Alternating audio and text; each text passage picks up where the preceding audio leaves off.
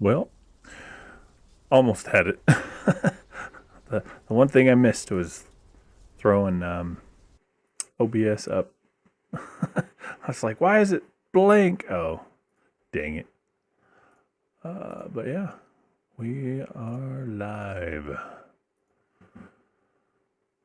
Welcome, welcome. Let's see about getting some more SnowRunner on. Oh yeah, get her done.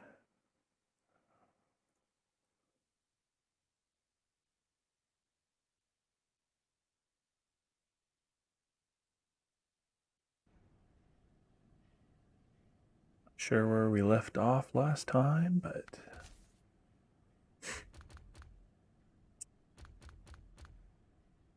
I think what I was doing on my solo playthrough was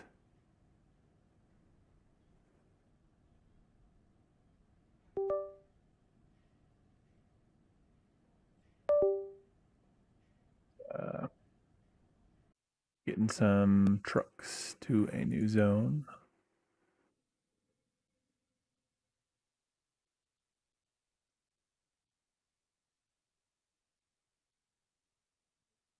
Audio.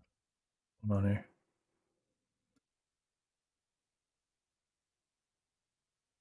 All right, there we go.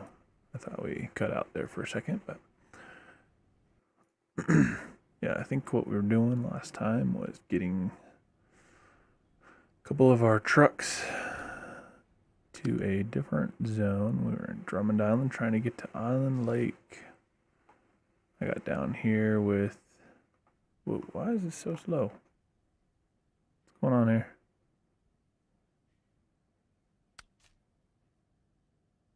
Let's see. I think it was this one that I had the fuel and the repair. Let's hop into that truck. If we can get to. I already forgot the name of it. Island Lake. No idea where the entrance is. I am fairly certain it's not here because this road terminates at a shipping yard, it looks like. I don't believe it goes to a new area. So it could be down in this corner. Oh, never mind, there it is. We found her. Alright. Oh, that's right. At some point, somehow I got to this tower. I think that's the tower that reveals areas because it's got this big circle. So we're not too far. We just have to go right at the road here, cut across this little shithole, which shouldn't be a problem for the 9500. That thing is a beast. And then I don't know why I constantly try to mark points with the damn controller. Just doesn't work. It's far better on the mouse.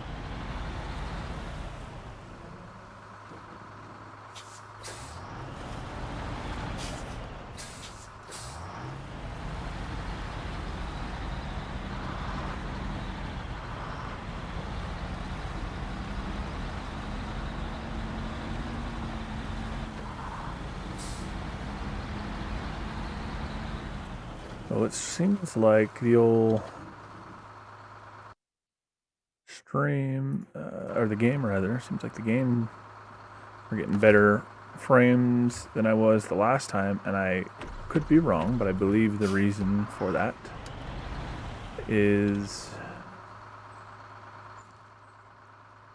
I had previously had my other graphics card running the OBS, but in theory that should have helped like relieve the load from my graphics card, but the card that I have is powerful enough, and it actually has I believe the hardware used for streaming is separate from what it uses for the normal rasterization like game rendering, so it doesn't put any extra load on the GPU. But by running it on the second GPU, we were splitting the PCIe lanes.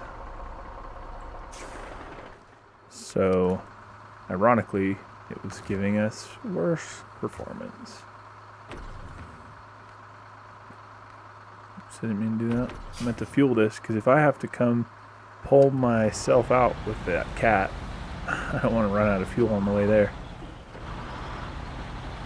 So we just went ahead and fueled it up before we leave it behind.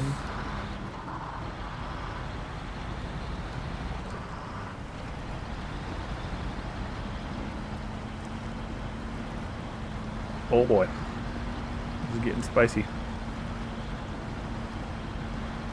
Oh, she's getting spicy. Might have to leave the trailer and winch it up, but I think I'll make it.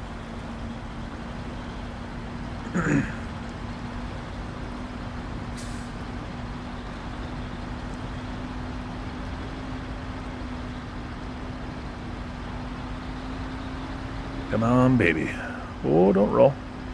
Curse you, rock.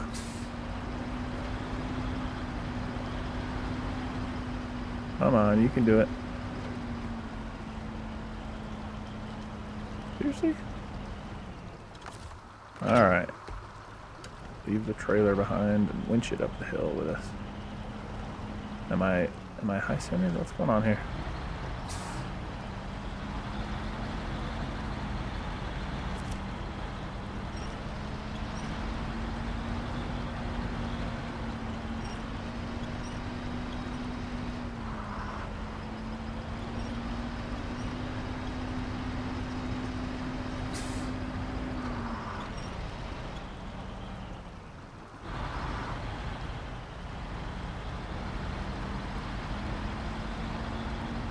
Come on, you can do it. Climb, baby, climb.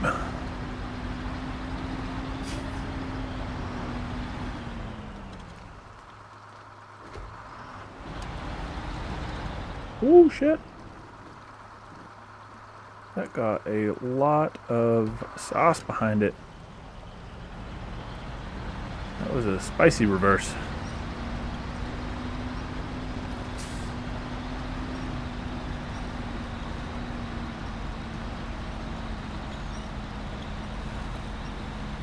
Alright, let's get the old trailer hooked back up, shall we? Also, before I forget, need to get the old chat pop out so I don't miss anybody's wages.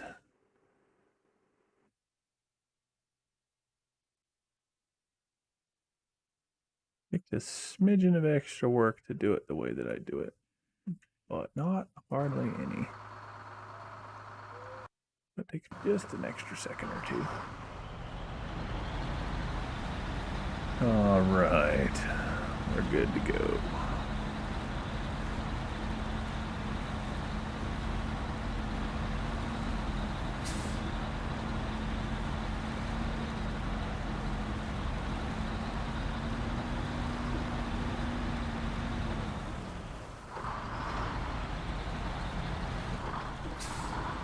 Oh, did I take the wrong road?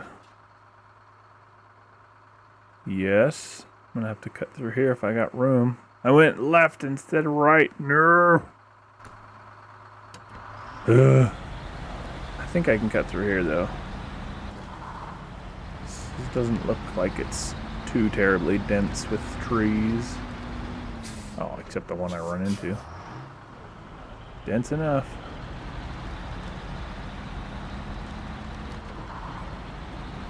Yeah, there we go.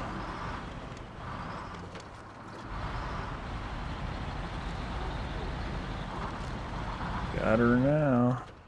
Alright, so I'll go right here and then we'll catch back up on our route that we planned.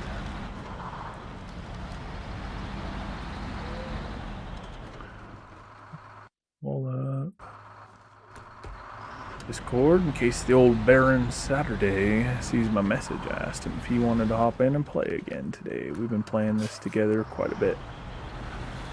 Last session, he was not able to speak because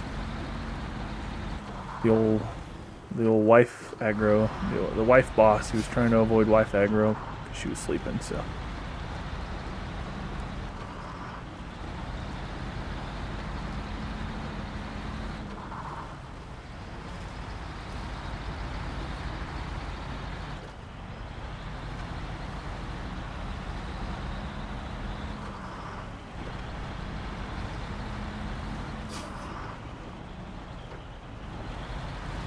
Tries to shift too much. Back to low plus.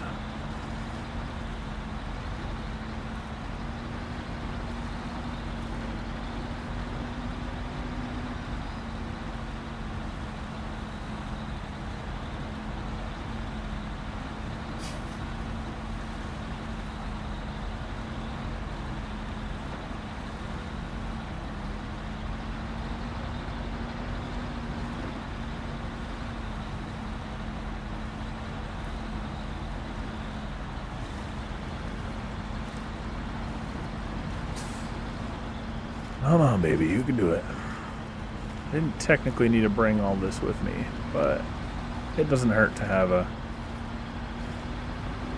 reserve of fuel and repair parts when you're... Speaking of which, you may as well repair. And refuel. Oh, nope, that was the wrong direction.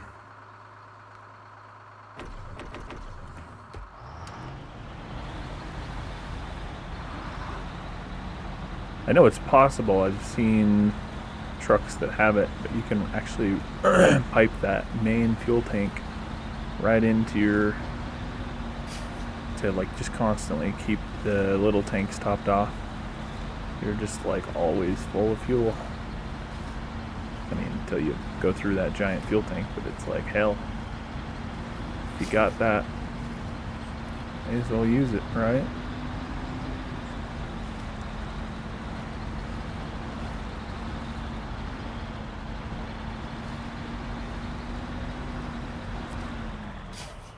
Travel to Island Lake.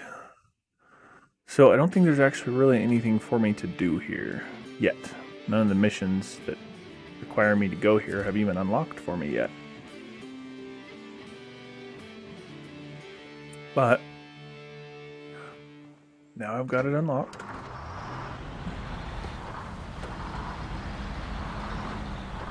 We don't need all-wheel drive yet. Let's look and see. Holy shit. This map is massive. Holy shit. 3, 4, 5, 6, 7, 8 towers. Most areas have like 2 to 4, maybe 5. It says 8. Holy crap. Alright. Well, let's get these closest to, at least while we're here. If we can, should be able to. This truck is basically a giant scout. The one advantage an actual scout has is you can put the autonomous winch on it. So in case you roll, when your engine stalls, your winch won't work, which is not actually accurate. The winch runs off your battery. At least, I guess I don't know for certain. There might be some that are engine powered, but I believe most are just electric motors that run off your battery. So unless I am misunderstanding something, the fact that they won't run when the engine is stalled is a gameplay choice, not a realism like replication. So, but either way, from a gameplay perspective, regardless, when you stall, your winch won't work. So, also, it's funny, until I started playing this game, like, I never mistakenly pronounced it wench. Like, it's W-I-N-C-H, winch. I think I made a joke one night while playing with Baron, and I called it a wench, you know, because, you know, it's like a insulting name for for a woman back in like the 1100s or whenever it started. I don't freaking know. So I think I jokingly referred to it as such. And I don't know if I can make it through here, but we're gonna try. Oh yeah, this looks like it's above water. It's super muddy though. Oh, I spoke way too soon. Alright, I know on my big truck I've got the powerful double motor winch. I don't know if this one has it. Looks like it's working regardless of which one I've got.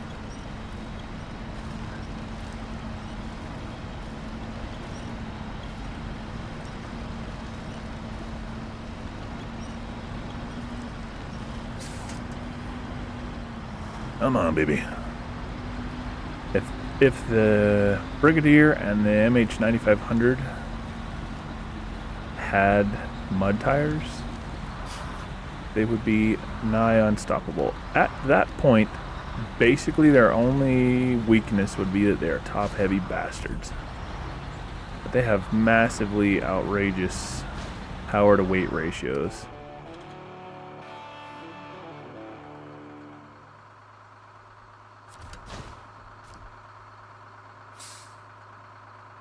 They are beasts.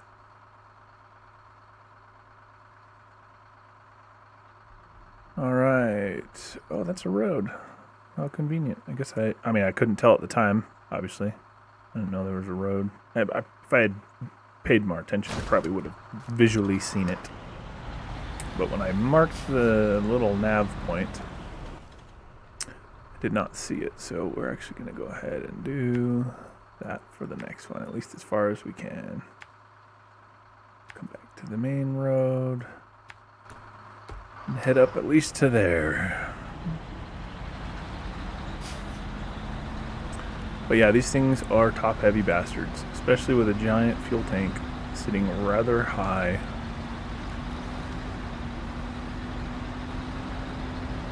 They're not the prettiest in terms of anti-rollover.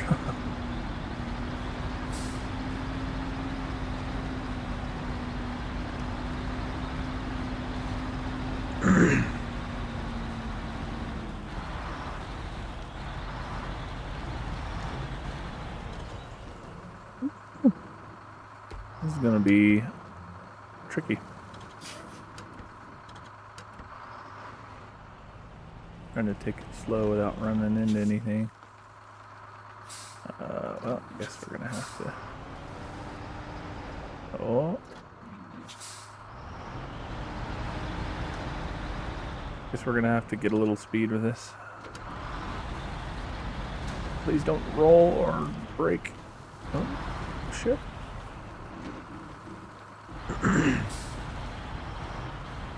Oh, hey, it's a fuel trailer.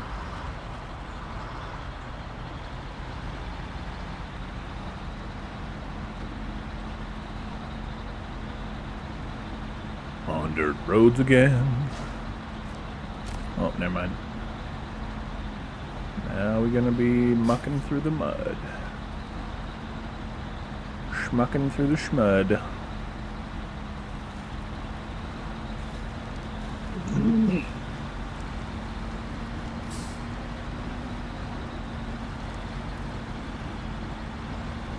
Oh man, don't get stuck. They're not great prospects for winch attachment locations.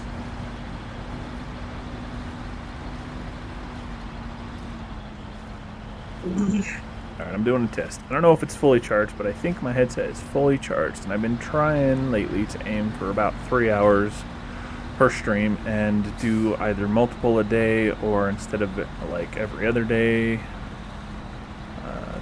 maybe stream every day for just like a few hours. Especially this time of year, it's kind of been a little tough to do that because, with the holidays and trying to spend plenty of time with my kids on their time off of school. But once the new year rolls around, Should be mostly back to a semi-normal, like plenty of time to stream. I will endeavor to do so. But we're gonna see if my battery lasts that whole 3-hour stream. You would think it would. It's really my only complaint, but I have one of those little magnetic quick snap chargers. Is this the road? Yep, sure is. So I can easily plug it in, and my old wired headset, when I have to wear it while it's charging, it's the same as my old headset. I'm no worse off in that regard. And when I can wear it wirelessly, it allows me to sit a little bit more comfortably because I got a little bit more room before I run out of length on the wire. Oh no. Okay. Thought I caught that trailer on that tree. I was worried.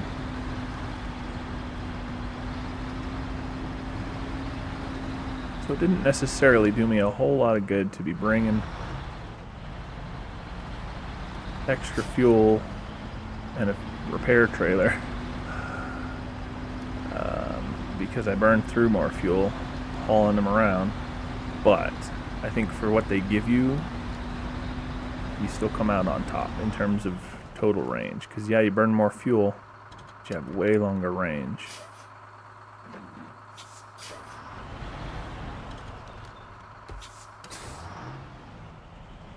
These things have atrocious turn radius. No, actually, these are a lot better than the Cat. I'm thinking of the Cat. The Cat and the Tuz and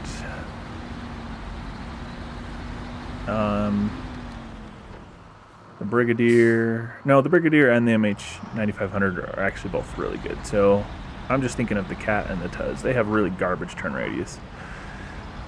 The Pacific P12 that I have, that gigantic truck that I freaking love, it's a strong contender for my favorite vehicle.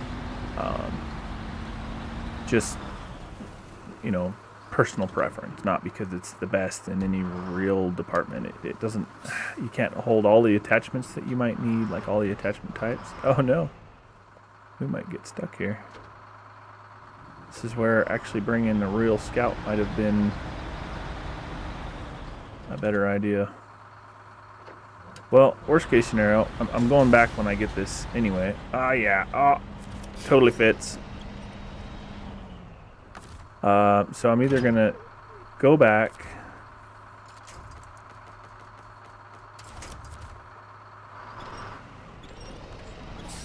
and have to bring a scout back later anyway to get this point. So I'll either go back with this or without it. It looks like without it.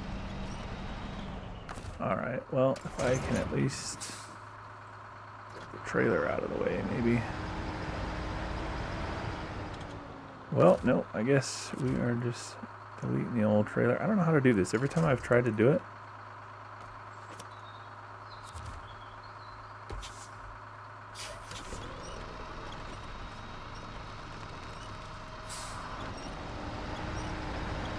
it's like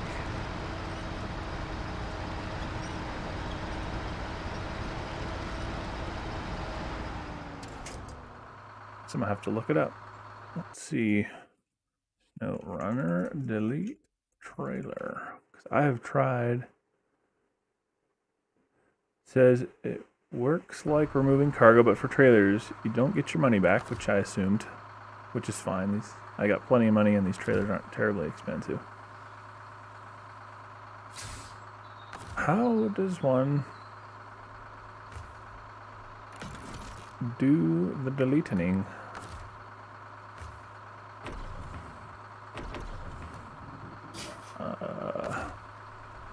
Delete trailers.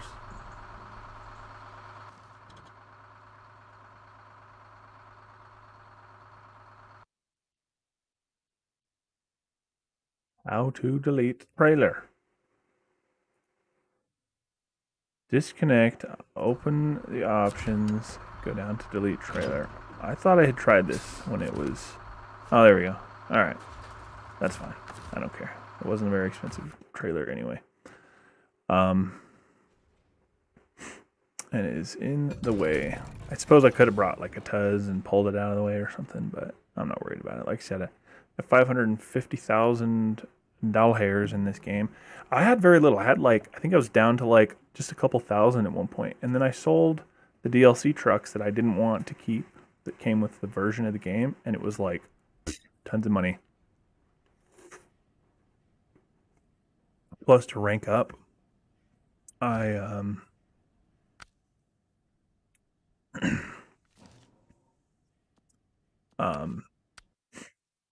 to rank up, I did this mission over and over, pulling a trailer to like checkpoints, and it gave me lots of XP and a decent bit of money on top of that. But yeah, I love this truck. It does not have all the available customizations. You can't put like a flat board, you can't put a flat trailer, or even one with sideboards. You can carry most of the other stuff. I think you can actually put stuff on this, so it works about the same. And you can only put the high saddle, which means some of the trailers, like the big fuel trailer, I couldn't haul with this, but I can haul that big, longest trailer in the game with it. It's got its own big, heavy crane, large logs. It's the only truck that I am aware of. It's the only one I own, and I think it might be one of the only ones in the game. Perhaps even the only. I doubt the only, but it's definitely one of the only that can carry medium logs on the truck and pull a medium log trailer because of how big it is.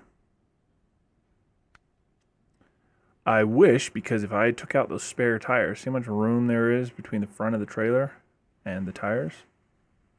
Like, in fact, let me show you. If I take off the spare wheels, see, that sits flush, and it's still not even as far forward. Like, this attachment could sit further forward on the truck or slide back a little bit. Because watch, see, it's about where the hitch is currently. But if I put back on the spare wheels, it will hang off that much. So if you remove the spare wheels and put the log loader, you know, I mean, right now it'd be in the way. But if I removed the spare wheels so it sat further forward, the logging frame could sit about where it's at, a smidge further back. And then you'd be able to load the logs if you flipped.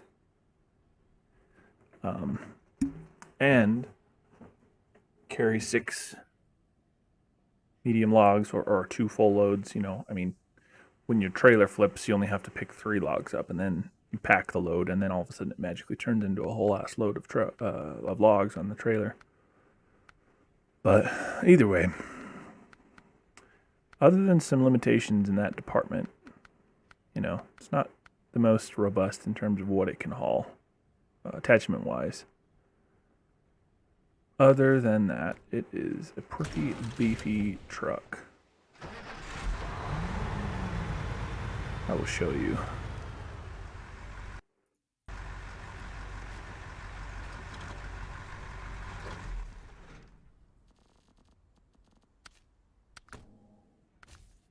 So compared to this cat, which this is a big truck,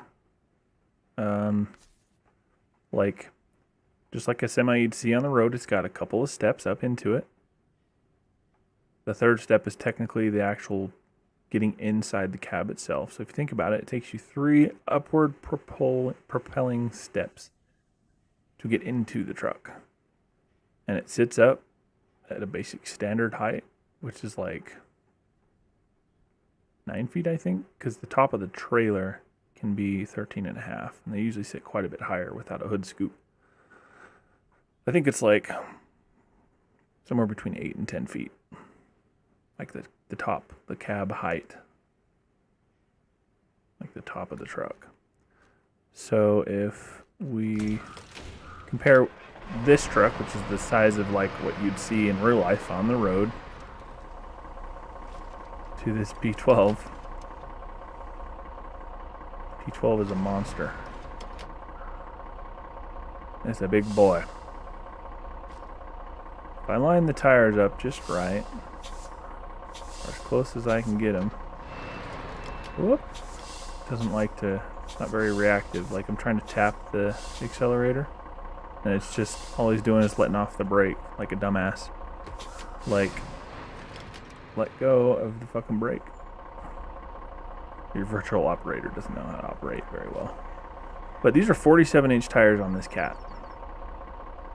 Those are 57-inch tires on the P12. And the truck's so big that it still kind of makes the tires look a little small. But so the front axles are lined up. And this thing has a little bit more length to it than even like the Brigadier or the MH9500. And the rear axle on that thing is about even with the front axle on the P12. It's nuts.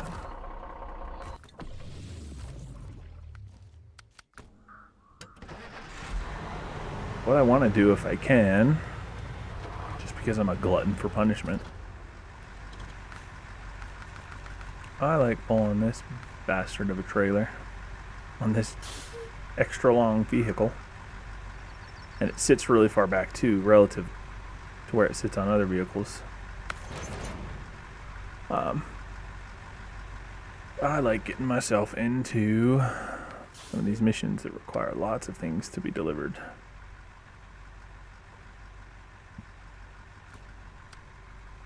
But most of them are locked.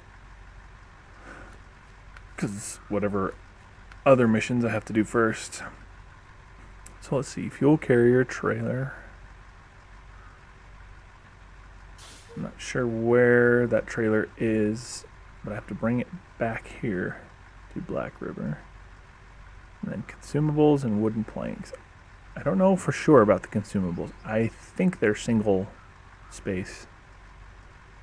And I know the wooden planks are single space, so that would take 2 double length, which is a full truck bed and a full like normal trailer. So I wouldn't be able to put all of that on a truck and pull this fuel carrier. Well, what I might could do if it's a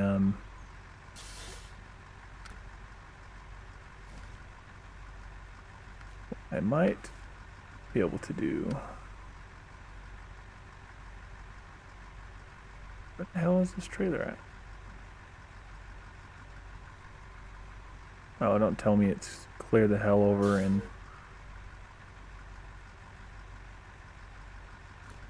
that zone I just came from. I guess I would have had to come back anyway. Oh, you know what? I didn't think to look. There's probably a garage. Let me look it up. If there's a garage in that other place, I'm going to take my Scout and go unlock that damn thing. Because that is such a long trip to make every time. I didn't think about that before I left. I should have. SnowRunner Island Lake Garage. It's a tab 1. There's no garage in Island Lake. Nor a dedicated fuel station. And it's a massive fucking zone, so you're gonna have to bring like trailers. Oh my hell, that's nuts. The closest garage, so both of these two have a garage, but then you have to go all the way through. Oh no, I did to get there, but I guess it shows a line between Smithville and Island Lake, so maybe I don't actually have to go. So that's where I went to Drummond Island, which I also needed to unlock at the time. So I unlocked it, and then I proceeded to Island Lake. But there must be down here an alternate pathway to Island Lake. What that would require is me to come to this garage and come fix this. And that's probably where I would get to wherever the gate is over here. Because alternatively, the other route, without fixing that bridge, would be coming down through this mucky marsh and then coming up over here. So, yeah, we'll go do that instead. We'll do a little exploring instead of Holland for the moment, and I usually take the Tuz. It's my go-to when everything else gets stuck, but I enjoy the Hummer, so we are going to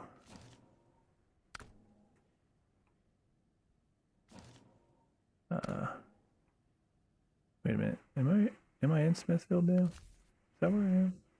I think that's where I am. Yeah. There we are. Okay, we're already here. So I'm gonna go obtain this mission, see what it requires, and then come further this way. Maybe grab that watchtower while I'm down here. And then go from there. Might not be able to do it in this. I like trying though because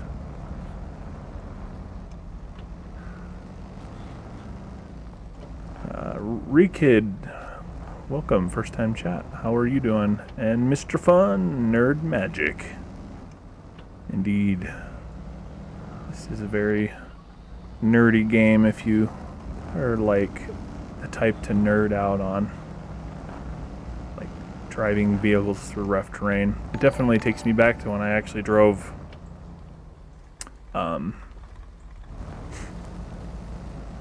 big vehicles through sketchy places in real life. I drove a truck and I would frequently deliver to like mines and quarries and dams and all sorts of things, so it was, oops, I missed my turn.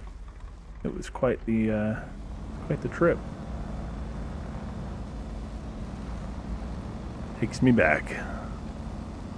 Also, I heard the noise for a notification, but I never saw one. So hold on. Let me see who's sending me something, doing something, and I'm missing.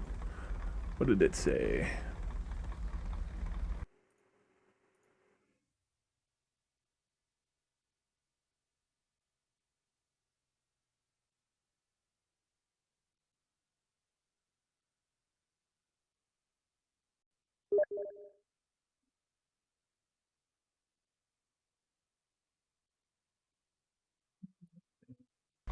Nice. So Rekid followed. Appreciate the follow, man.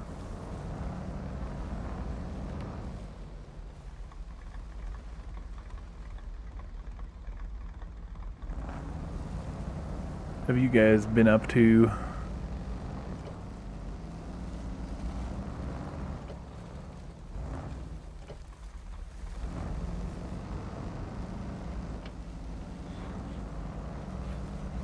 Have you been doing?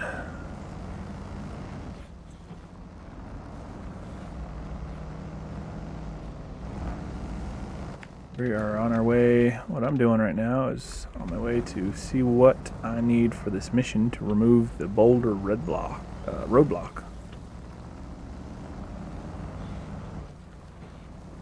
gonna go find out. Oh shit. Hit a rock on the side of the road. These mud tires are great, but they make you slop and slide all over the damn road like crazy. Oh. I thought I needed that, but I did not. I only damaged my vehicle. You been up to the old Valheim Mistlands update? Yeah, I remember when that came out. What's it been, like a month now it's been out? I've been waiting to hop into it till a friend of mine who hasn't been able to get into any games and stuff for several months now. He's pretty excited to play it soon, so I wanted to experience it with him fresh after we haven't been able to, like, neither of us have played it for probably a year. Maybe not that long, but close to that. I wouldn't be surprised. So we're gonna check it out fresh when he can play again. About $800 wheel pedals and a shifter just to play on this game. Nice. You went live this week? Nice. Yeah, I know you mentioned that it's kind of been a little bit more infrequent. But that's good that you went live this week. I'll have to go check out the VOD later. I've been kind of busy. I haven't gone live as much as I would have otherwise liked to either. But I've had several really good streams. Last week, I think, a stream with a friend while playing this game got more likes than any other stream I've done so far, so it was surprising. I was caught off guard by that.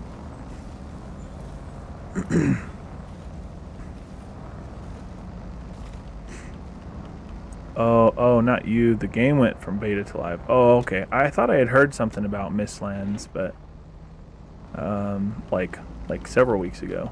But I guess maybe it was just like in beta, but it went like officially live. Oh, excuse me.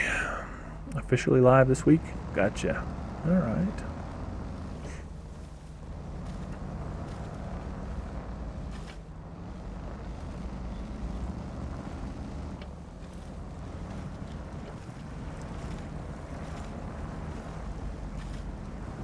Live Monday to Saturday, 3 p.m. to 8 Eastern. Gotcha. Okay, nice. I had the same problem with another friend before he moved to YouTube. When he was streaming on Twitch, I constantly didn't get notifications when he went live, and I haven't got any about yours going live, so it must be messed up again, unfortunately. I'll have to try to manually check it when I can. Service, spare parts, that's easy enough. Let's get the old MH95. Put the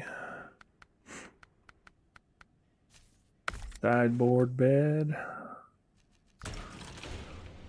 and go get us some service supplies right here at the hub to our east.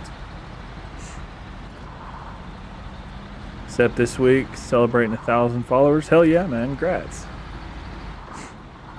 Yeah, schedules are important. Yeah, that's something I try to follow, but I got too much going on to remember everybody's schedules. I rely on hitting that notify me button, which unfortunately does not always work. You can assume by 3:30 I'm past into commercials and being late. Gotcha. No worries. Yeah, I'll try to remember that and hop in when you're live. I assume you'll be going live later. Right now, maybe? Are you? It's 3:40 Eastern time on Saturday, right?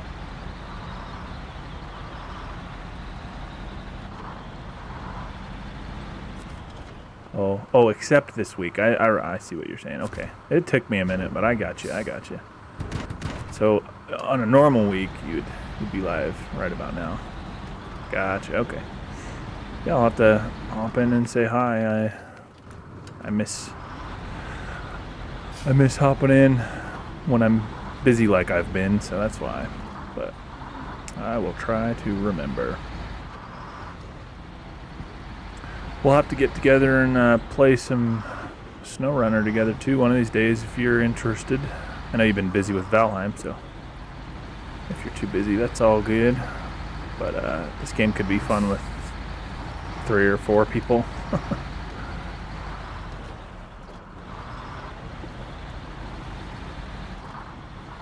You like giving shout outs? Yeah, for sure. No, I appreciate it. I remember the last few times that I was able to make it in while you were live.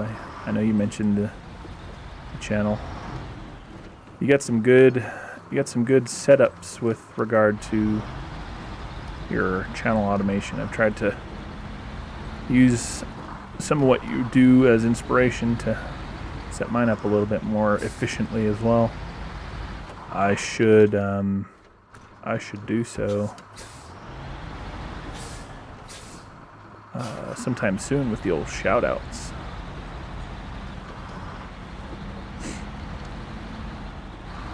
Game soon as Valheim's over with.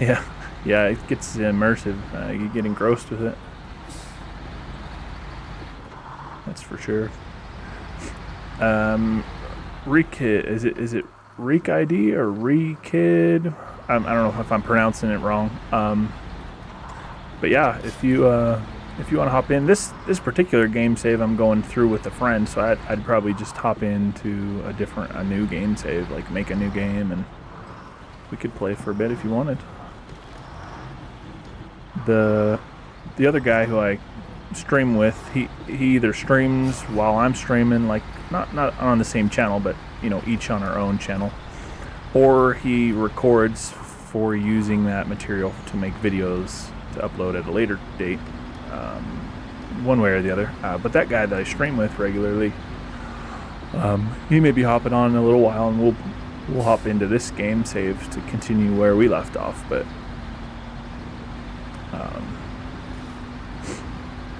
you're going to try to make a role play one day because you're trying to get it. Valheim, is that what you're talking about? Do a role play on Valheim?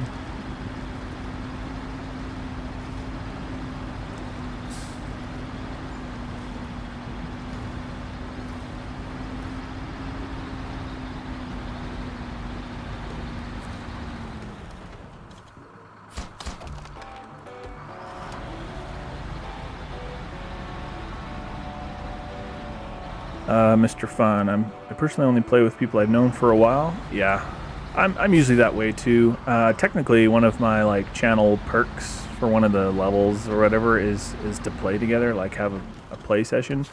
But I haven't really bothered with sticking to that yet. I probably should, so I don't like cause myself problems down the road in the future. But I'm pretty loose with it as of right now, at least, and I'll usually hop in and play with whoever. But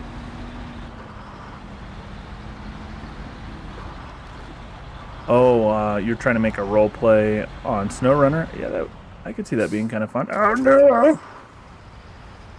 Save me, winch! Save me! Oh shoot! Well, it's keeping me from flipping, but probably not for long. Oh god.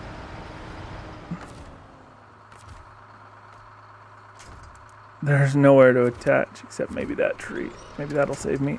Oh no, it broke. Oh no. Come on, roll, baby. Roll, baby. Put your ass in down. Alright, hold on. We're going to try something here. We're going to see if I can pull the bottom end up. Nope. It immediately broke.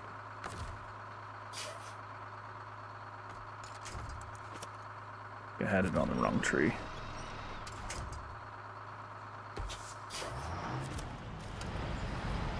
Oh, yeah. We got her. Oh, now my smokestack's stuck on the tree, though. That wouldn't actually stop the truck. That would just snap the shit out of your smokestack.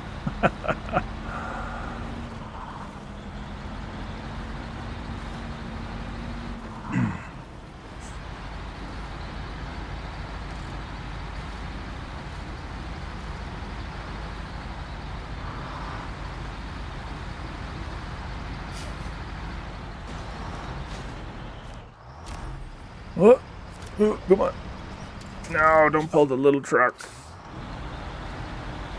I got high centered on a freaking rock or a stump that I didn't even see. It was hiding behind the truck.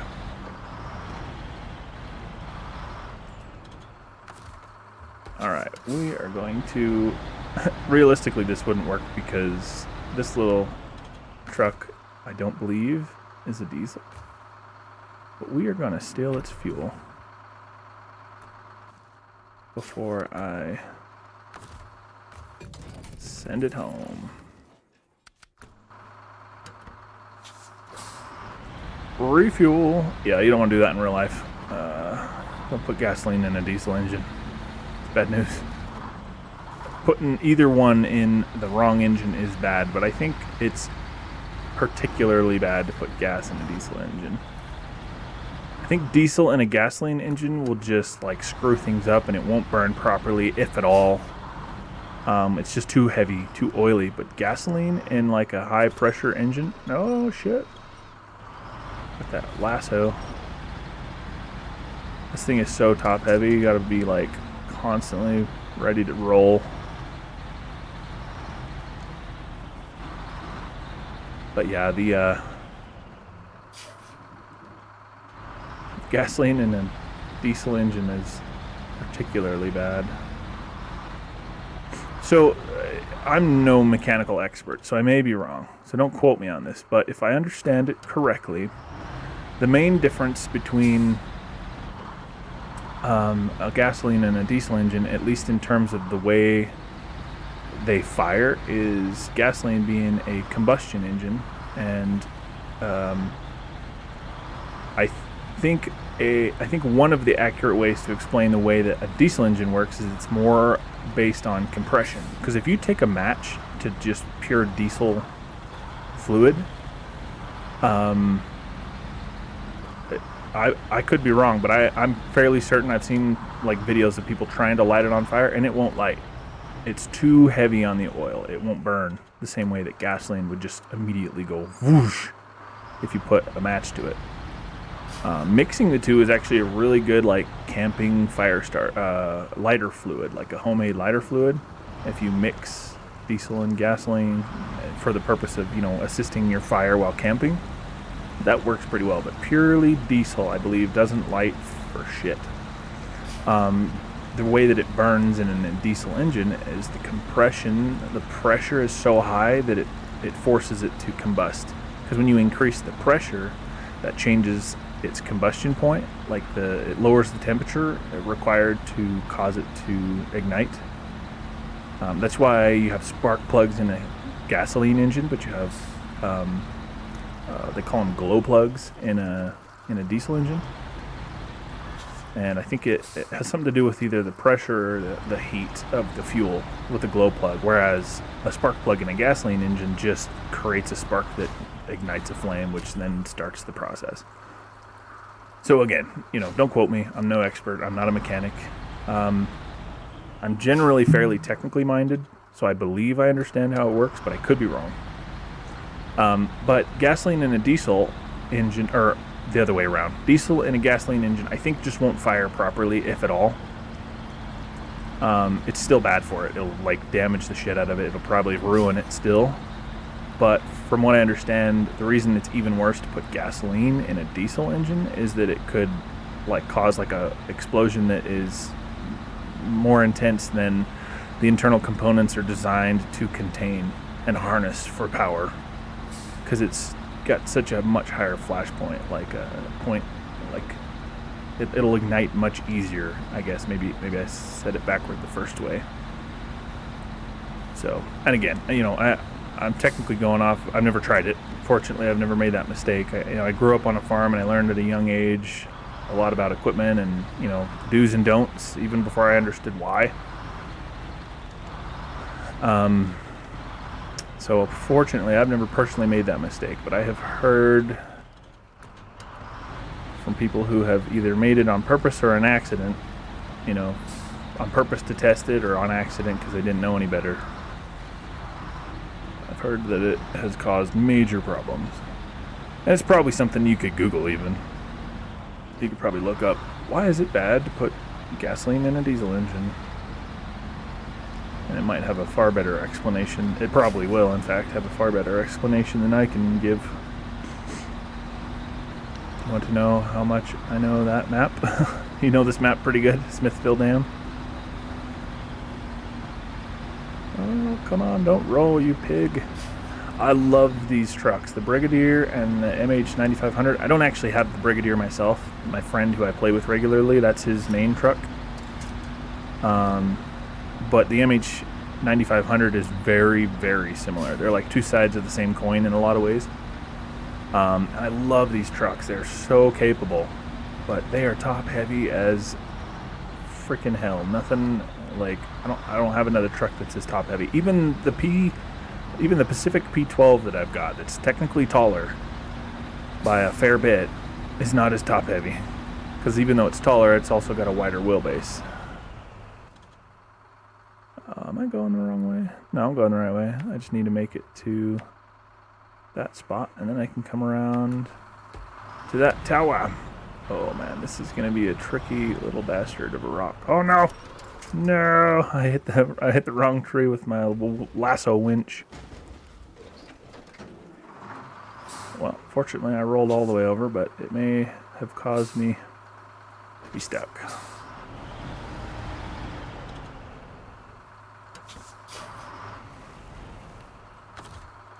We'll need the winch to help me out here. I should be doing this in the Scout, but I was already some of the way here with the service parts I brought.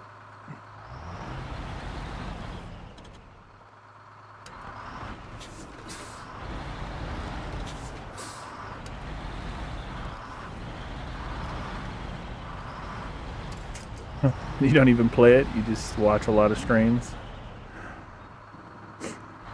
Yeah, I've done that before. I can't even remember now off the top of my head what game it was. But there was a game that I watched a lot of like streams and or videos about that I hadn't even played myself before.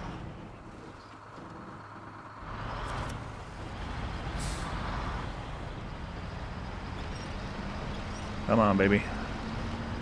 I'm not going to be able to get over this. It's going to high center. Oh, I might already have. Oh, no. Alright. Here's what we're going to try.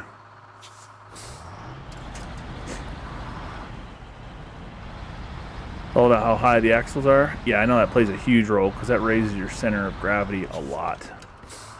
I actually had that as a large advantage. The truck that I drove when I trucked for a couple years in real life was a Kenworth T800 06 model, and it had a high enough clearance that I could go like more off-road than like a Freightliner, you know, like, which makes sense because those are like on-road trucks, whereas the T800 is more of a kind of well-rounded truck. They use them as often for road vehicles as they do for like, you know, they'll use the base frame, the chassis for like construction frame setups. But it had like a high enough axle to get me over most things, but low enough that I didn't have too much of a like a flipping, rolling concern when I went to the quarries and the dams and stuff that I delivered cargo to.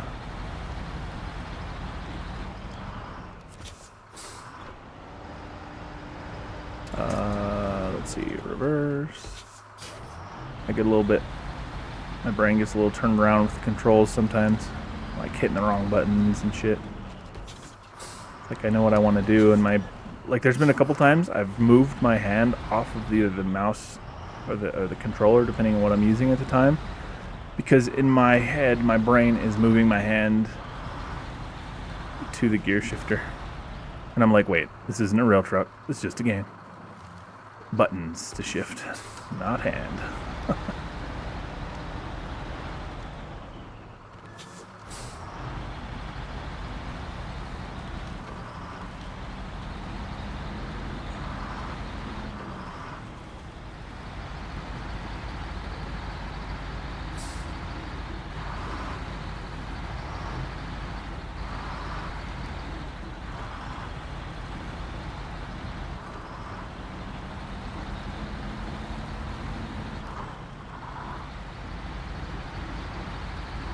Alright, or at least on the right road now.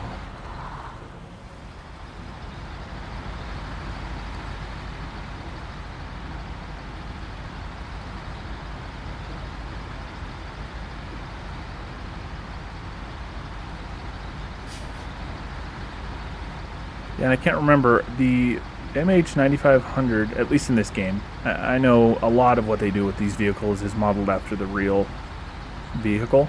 But sometimes they make changes that aren't actually based on the real model, or limitations that don't exist on the real vehicle.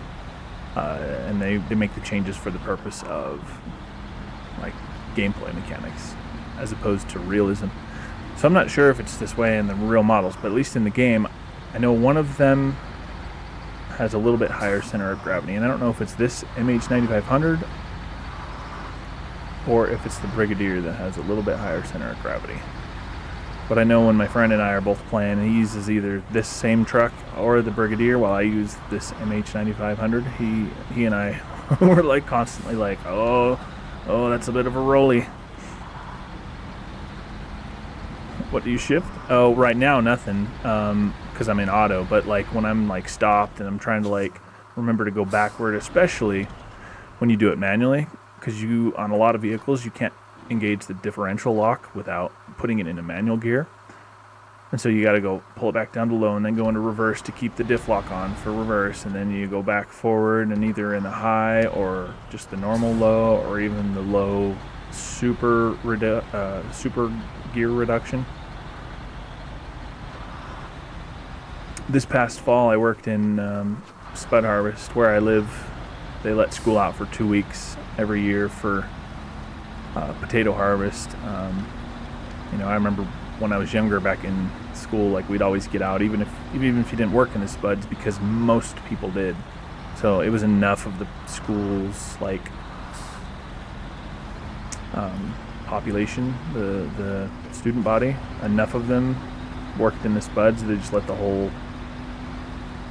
group out. But anyway, this year I was driving a truck hauling the spuds and had to go through a lot of mucky, muddy shit like this, and it made a night and day difference. You could tell the trucks that we had to use specifically for the sandier places that we had to haul out of had far reduced gears, because if your wheels start spinning in the sand and you lose traction, it's almost over at that point. So you have to spin so slowly that you don't lose that traction in the first place. Oh, I passed it, kinda. It's over there. I see it now.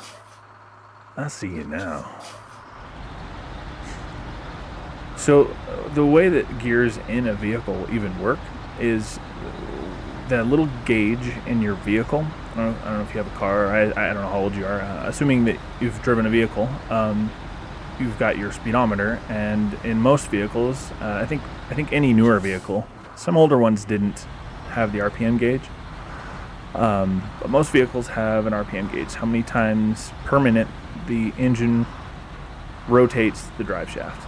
And well, I think the actual component inside the engine is the crankshaft. Maybe I'm wrong. But when the pistons fire, they fire in sequence such that the shaft rotates, and that's what turns the drive shaft, which then powers the wheels. And so it's about ratios. A lower gear means that the engine spins more times per time the drive shaft spins. And that's why, like in a low gear, your engine will rev really far, but you won't be going that fast. Whereas in a high gear that you use on like the highway, a higher number is a smaller gear in the transmission, which means fewer rotations for the engine in order to turn the drive shaft and the tires at a faster rotation or a faster speed.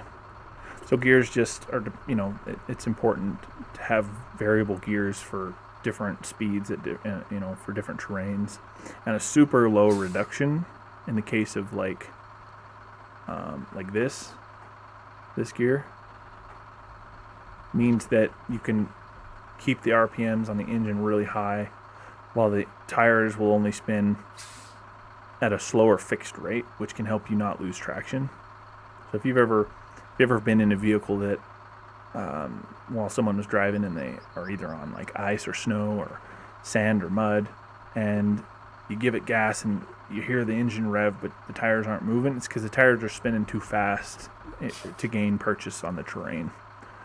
And that's why you gotta like slow down and let the tires spin slow. Sometimes you're stuck beyond all capability of the tires, but when you can get yourself out with just the vehicle's power, it's due to being able to gain enough traction.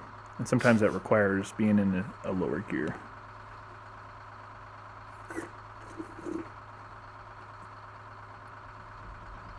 Let's see. What else am I going to do now? Okay, I got this bridge cleared. There is indeed the entrance to Island Lake. So this place has a garage, so I only have to go this way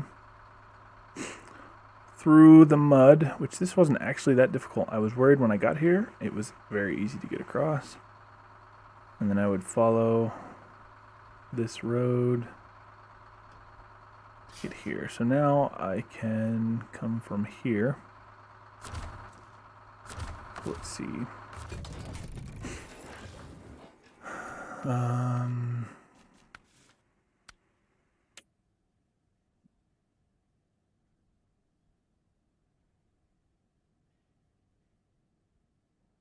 have to deliver to the town storage in Black River.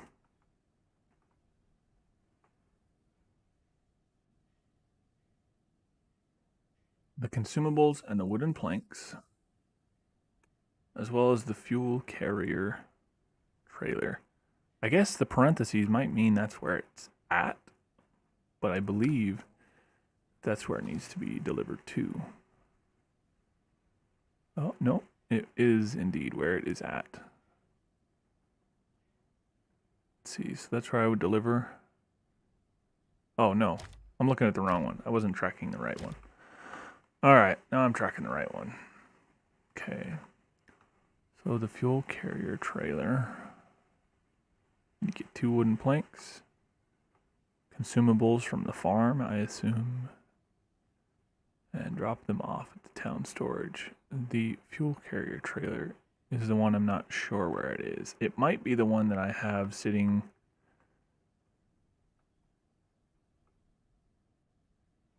here. There it is. Okay, I picked this up days ago for a mission, but it wouldn't tell me where to deliver it, so I just left it where I was at. So all right, so I'll go pick that up. I can actually tow that with a winch. So what I will do, so to get 2 consumables and 2 wooden planks,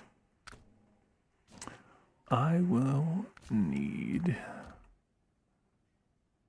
probably go with this one. Oh, I might use the cat. I haven't used it for a little while, and I like it. It's very fast. It's not quite as capable as the MH9500, which is weird because it's got better stats according to the little slider bars. But there's just something about this MH9500. It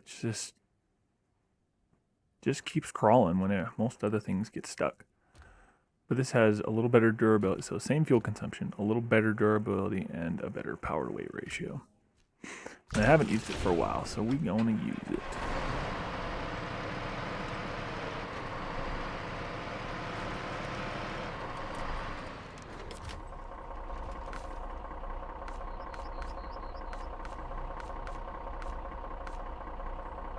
I could drop this and take this trailer instead, which would allow me to get all of that on one trailer.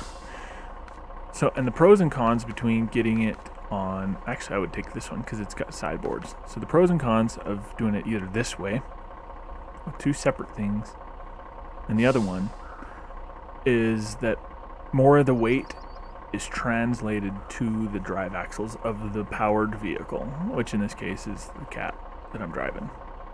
When you use this trailer, because more of the weight is actually still sitting on the truck. This way you're getting half of it because the truck supports none of the weight of the trailer. It supports its own weight, and this only tows it. So all that does is induce drag. The second trailer, and again, this is all how it works in real life. I don't know if they've implemented it into the game accurately the same way that it would work in real life. But all it would do was increase the drag produced by the trailer that you're towing, because all the weight is on it. It's assisting in traction, not at all, because you're purely towing it. So the only traction assisting weight that you're getting is what's on the truck itself, which is about half the load. Logically, if you put half on the truck and half on the trailer, it's half the load. As opposed to this type of trailer, you get about 2/3. It depends. This trailer does not have slide axles. On the trailer I drove in real life, I could slide the axles and I could put more or less weight on the truck.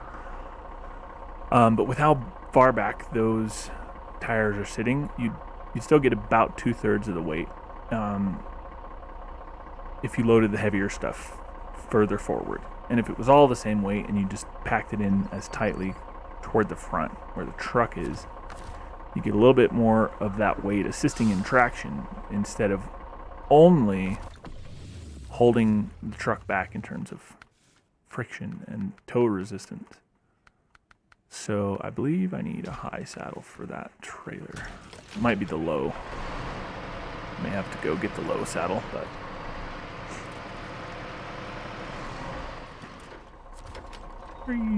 fishtailing.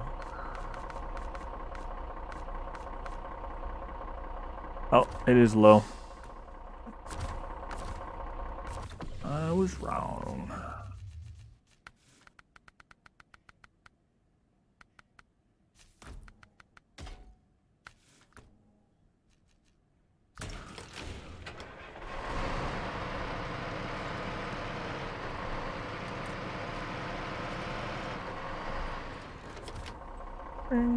Fishtail.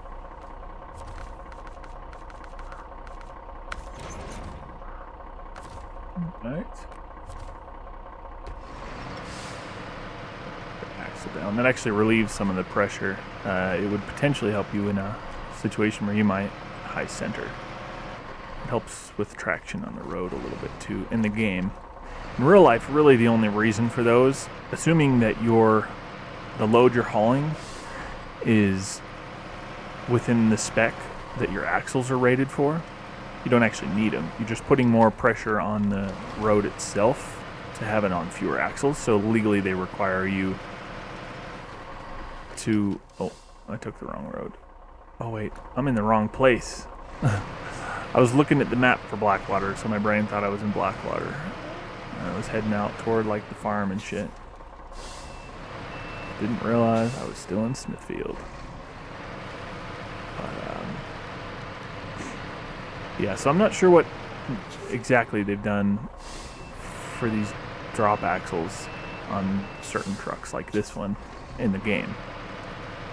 I know how they function, I know their purpose in real life, but I don't know if they've translated it to that, because pretty much their main purpose is just to relieve pressure per tire, so that way you have a lower PSI, pressure per square inch, on the road. So if you've ever driven or been in a car while it's going down the road and there's these big old nasty ruts in the road that look like grooves, it's because heavy weight was driven on that road while it was hot outside, and it will literally squeeze the more malleable due to the heat asphalt up to the sides. It deforms the road and it becomes an expensive thing to routinely fix. So they make laws about how much weight you can have per axle, even if the axle is physically rated for it. You have to worry about the legal allowance per axle. So, but I think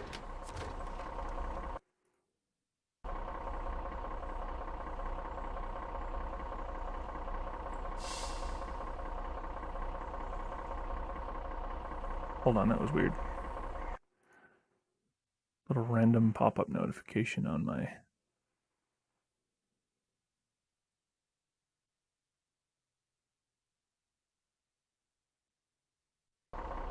Brain PC was like, do you want to shut down? I'm like, sure don't, I'm streaming. Figure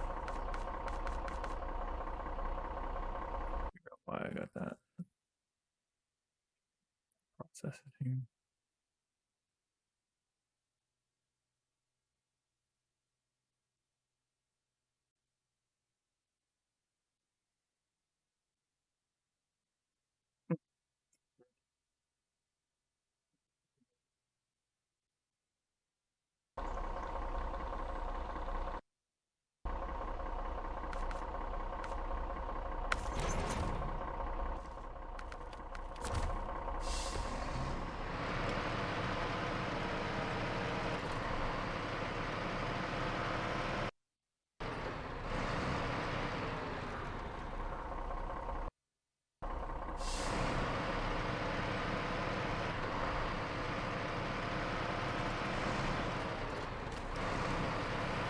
Hey Ron, what's up?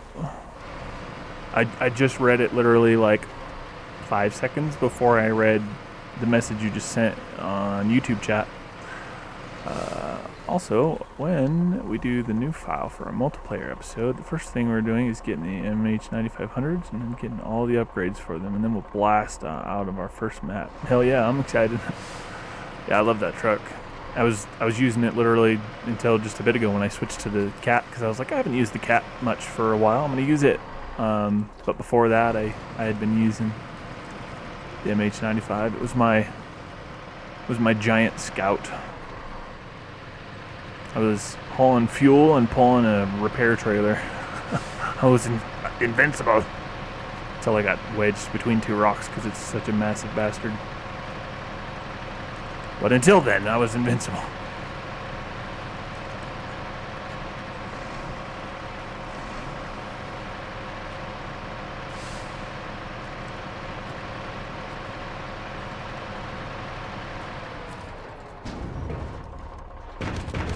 Consumables. They are indeed single slots. That's what I thought, but I wasn't certain.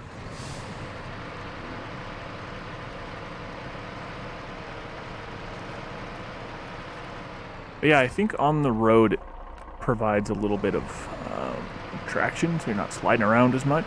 But when you're off-road, having those down just relieves weight and traction from the drive axles, which you do not want. So yeah, I just been chatting with Mr. Fun, hopped in on Twitch chat, and a new chatter. I don't know if he corrected me, whether I was pronouncing it correctly or not. If he corrected me, I missed it, so I apologize if I'm still saying it wrong, but it was either Rec ID or Rekid or something like that. Rek ID? I don't know if I was pronouncing it right or wrong, but just been BSing for a bit while I'm puttering around trying to get some of these bridges built, and I've been trying to I looked up this mission because it was one that allowed me to kind of pull a bigger trailer, which I was kind of, I like doing that, you know me.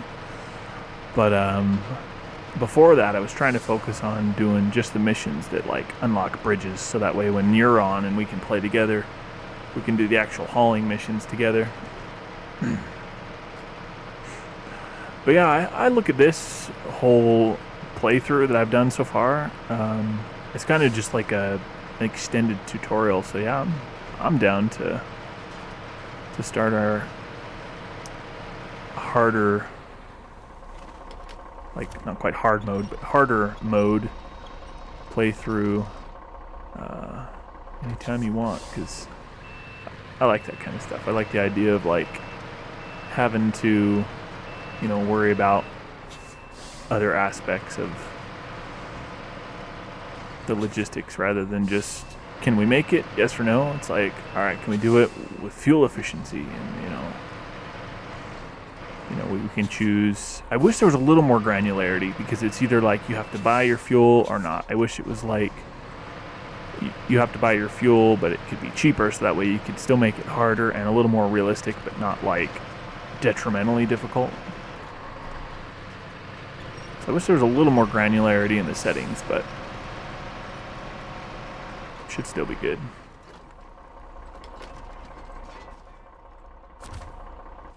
Let's see. I can actually take... Oh no, there's a fallen power line. I have not cleared that yet. So this dirt road it is. We gotta do it pure, like we only take trucks we buy. We'll both start from a new file. Yep, for sure. Anyway, gotta record the video. Yeah, no worries, Bretta. When you're done recording, if you wanna hop in, just hit me up. I'll be on for a little while. I started about an hour ago, so I'll be on for another couple hours. So I guess I don't know how long it takes you to record, but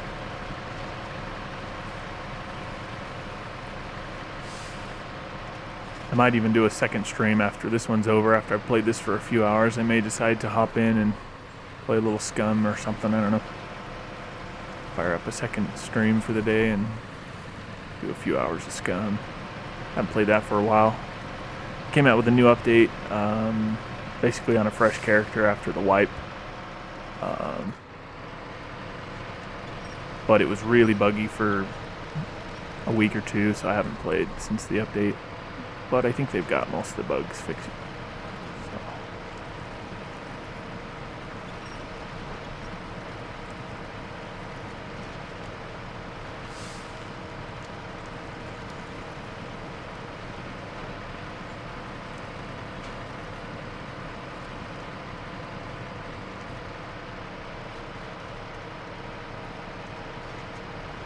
On landing gear, don't high center on me.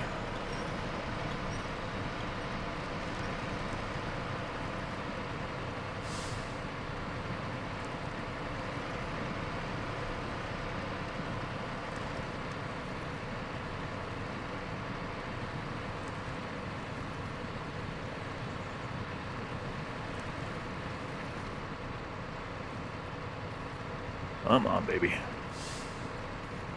You got her.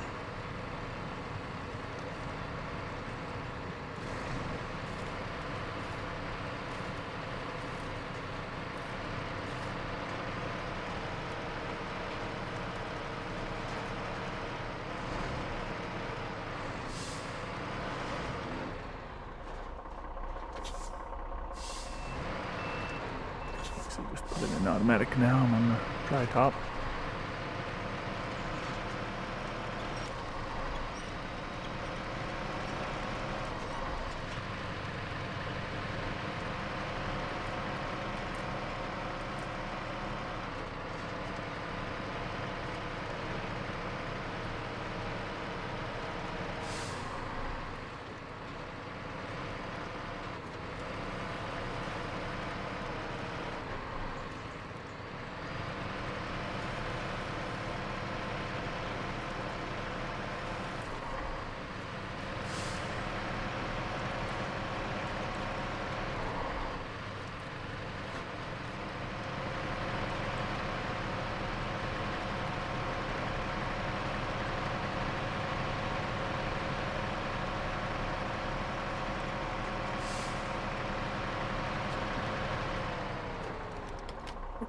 Second, I'm gonna fix something real quick.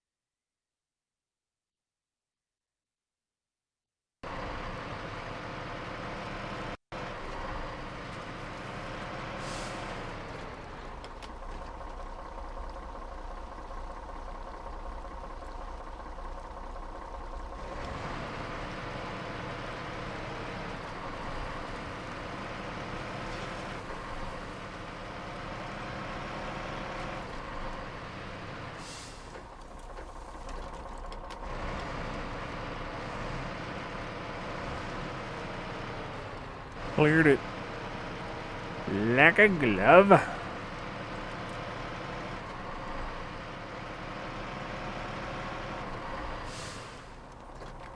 One sec.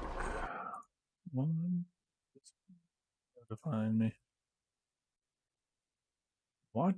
I keep an eye on this stream, but it tells me every once in a while that there's problems. But I'm not seeing any. I don't know. Does it look problematic on you guys' end?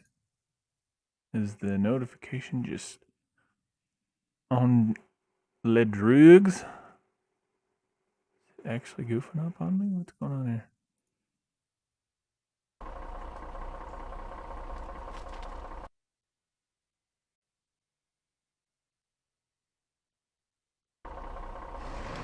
Weird.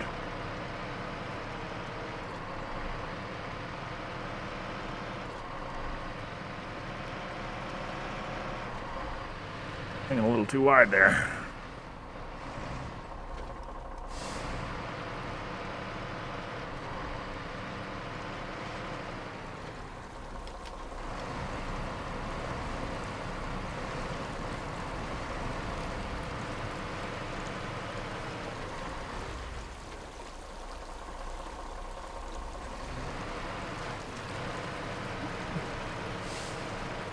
Oh, I did it again. I do it every time. I missed that road back there, which is the easier route to the lumber mill. Every time. Alright, I think I can make it through here, though. This isn't an outrageously long trailer. And it articulates at the back, where I'm connected, quote-unquote, to the fuel trailer. Actually, no, never mind. I was going to say I could leave the fuel trailer here, but then I got to come back for it. It won't really save me anything. Won't really save me no time.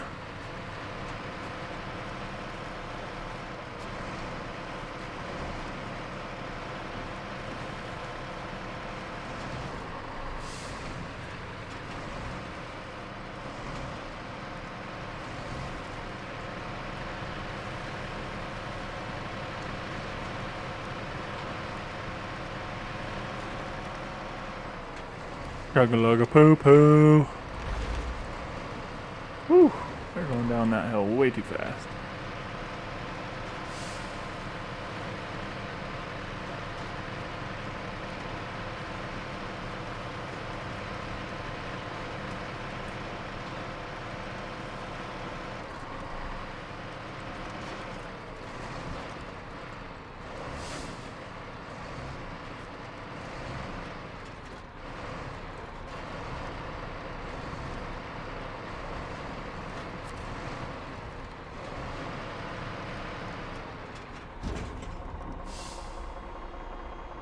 Man, I wish I could reorder the load. I'd put the planks in the front. It'd give me that extra weight on the drives. But it'll be alright. At least one of them's sitting further forward than halfway. And the other one is still sitting forward of the center of the trailer axle.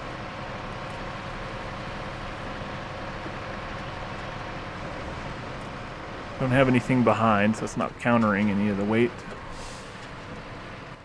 Oh wait, did I start heading out the way I should have come in? Which is not a great way to make that right turn. Hell with it. I'm already here. Take me longer to try to turn around, I think.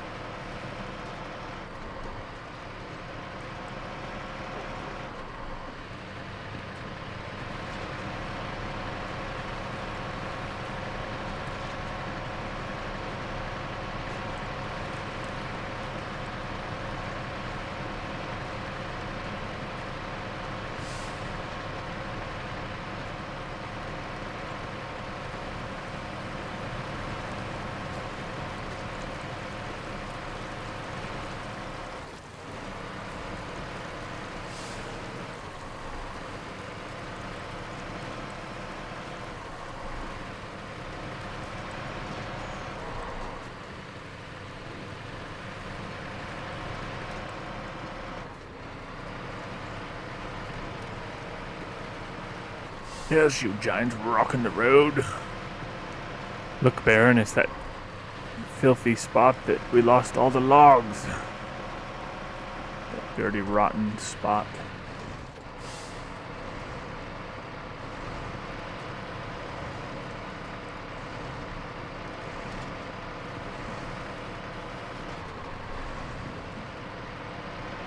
Oh, took the signs out. Oh, and then smacked the rail because I was watching the trailer.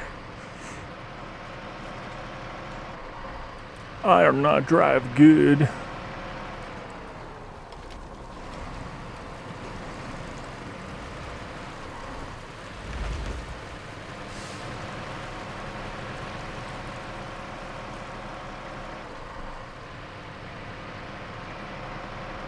Almost there. Ooh, baby, almost there.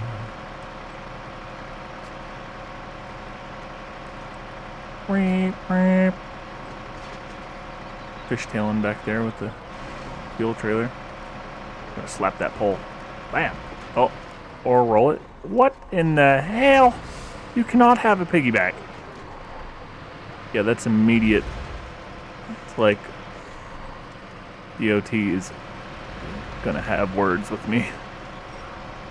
You're doing that in real life. Jail time.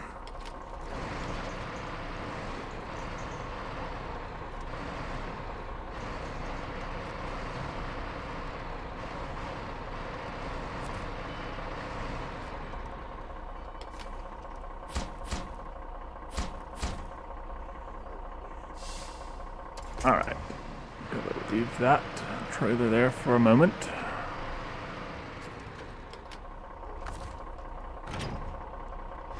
Leave this one here for now.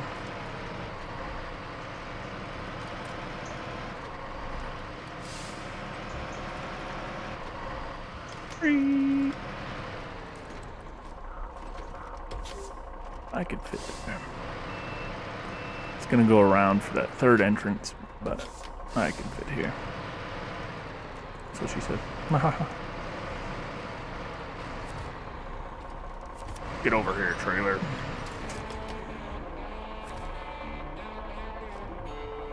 Get her done.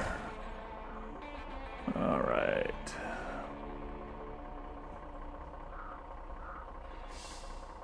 Oh, what is another mission we could do? Aid at the island. Oh, they need logs. To hell with you clowns. So I could do that. Normally, that'd be 4 trips. I could do it in 2 with the old Pacific P12. I could do it in 1 trip if I bought a second Pacific P12 and winched it. And then split up once I got there. That sounds like fun. Let's do that. I'm not going to be able to get through there. Ain't got the room.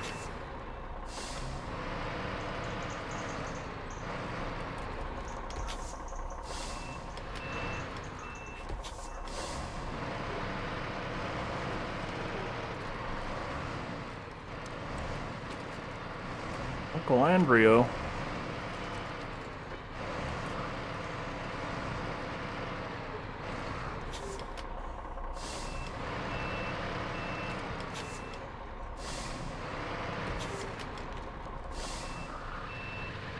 Sorry about your sign.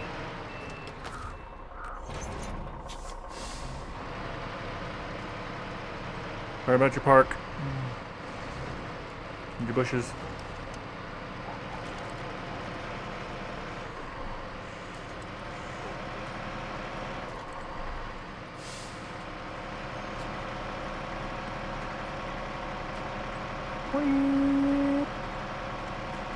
Fishtailing. Wee. So, this game makes you think, based on what just happened, that the trailers are very light. So, just for comparison, the truck I drove was about 16,000 pounds. It was about 8 tons. With nothing on it, just all by itself, just the truck.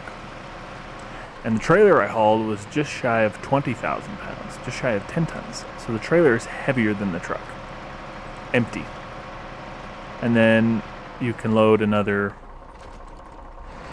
roughly 45,000 to 50,000 depending on several variables. Or no, let's see. 20, let's see, so 36, 44,000 pounds is what your load can be. Yeah, so 40 to 50,000 pounds. So your truck and your trailer without any cargo is almost half of the total weight of a fully loaded truck. It's a little less on smaller trucks and really lightweight trailers. They can haul up to 48 or even 50,000 pounds, but my truck was pretty heavy duty. It was kind of older. And it wasn't meant for raw efficiency. It had a pretty powerful twin-turbo cat motor in it. I only got like 5 miles per gallon. But it was a heavy bastard. And even a relatively newer, nicer trailer was still pretty heavy.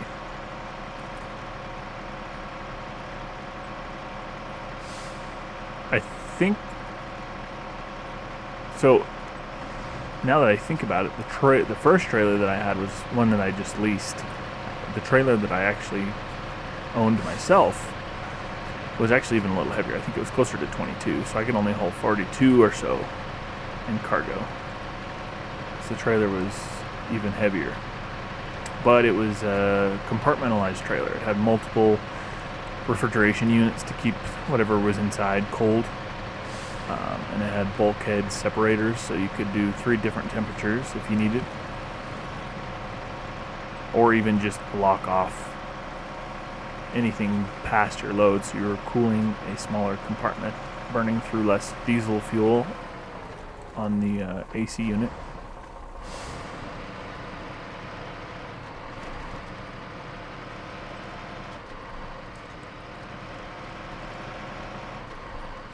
Gonna fishtail.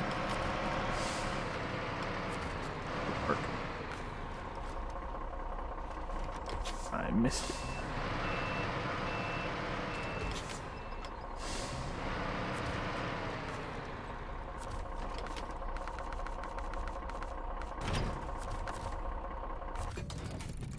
All right, let's go buy ourselves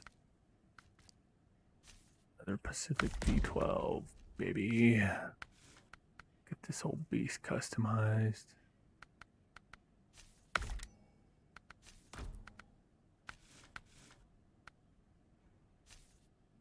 Fine-tuned. What's the difference between that and the advanced special? Improved gearbox variant that offers a full range of gears. Huh. Maybe at some point I'll have to go get that. I think the fine-tune is similar.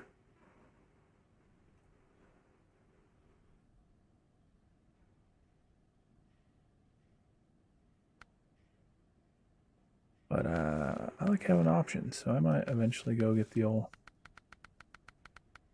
other one.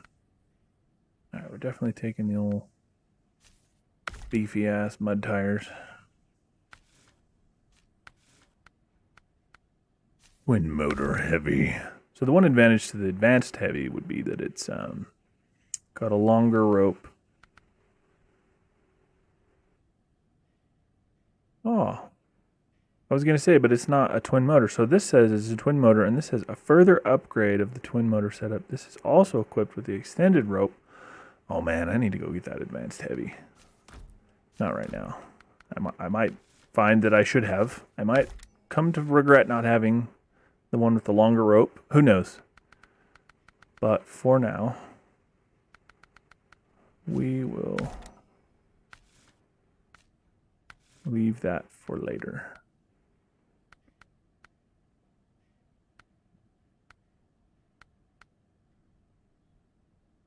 I like this one because it gives me the a little more clearance.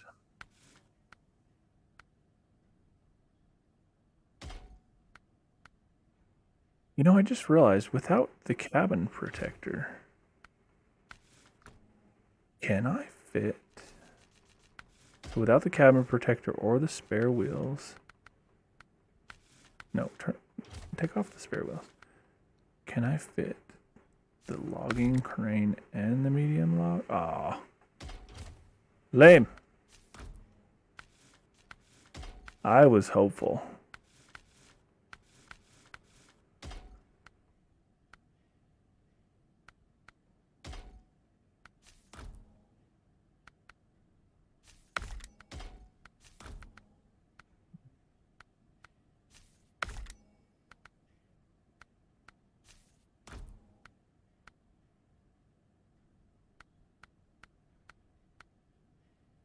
Okay, and then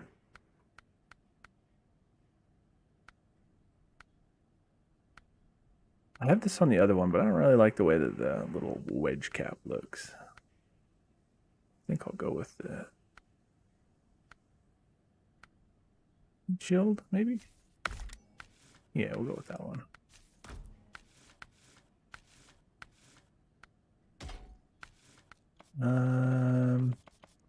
And you know, 7 white, 7. Gotta go with the white colors because that's in the name. It's in the name.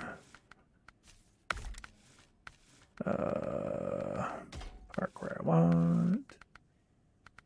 Get that Top Gear sticker.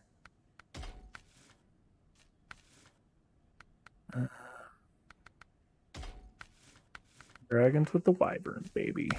Yeah, tacky as fuck. Get her done. And then let's see. So that's the one I just customized. I'm gonna fix the shitty wedge caps on this one. I do not like them. Sam, I do not like them. I went with the shielded ones on the other one. Let's see. Yep. Now I just need to put the medium logging frame. Alright, now do I have... Oh, nope, I did not put the spare wheels back on this truck. Alright. I think that one's set up.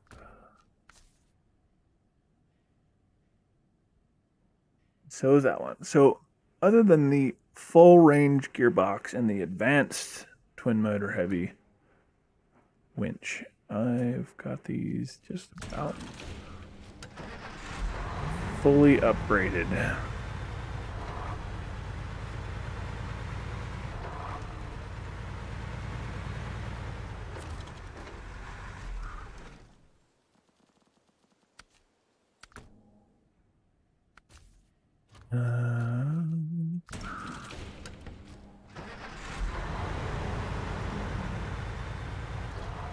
This is going to be a monstrosity, especially where I have to go to get the logs.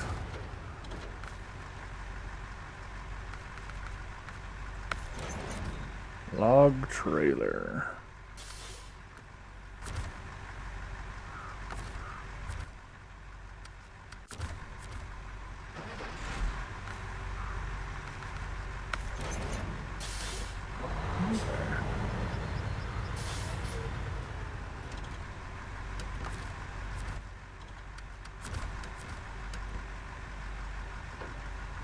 Neutral. Uh-oh. Did it put the brakes on? Oh good, it didn't. Alright. Come on, baby.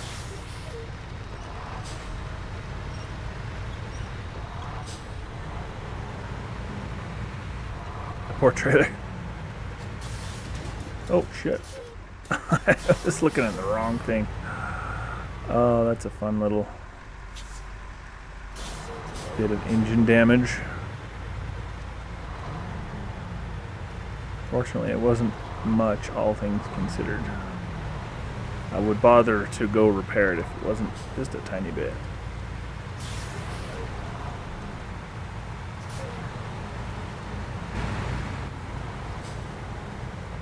Trailer's just going sideways. It's because it quick winched to the wrong side, I believe. So we're gonna manually winch from left to left instead of left to right. So it'll at least kind of follow behind like it should. Alright. On my way back through, I'm going to have to refuel these bastards. This is going to be a long trip. I might have to, let's see. So when I leave the log station, if I came this way, which I don't think I should, I think that's too deep. I think that's a bad idea. So unfortunately, I'm going to have to come all the way back down. I'll hit up this fuel station. Come around here. I might not need to hit that one, but I'll definitely hit this one before I then head north into Smithfield Dam, which, by the way,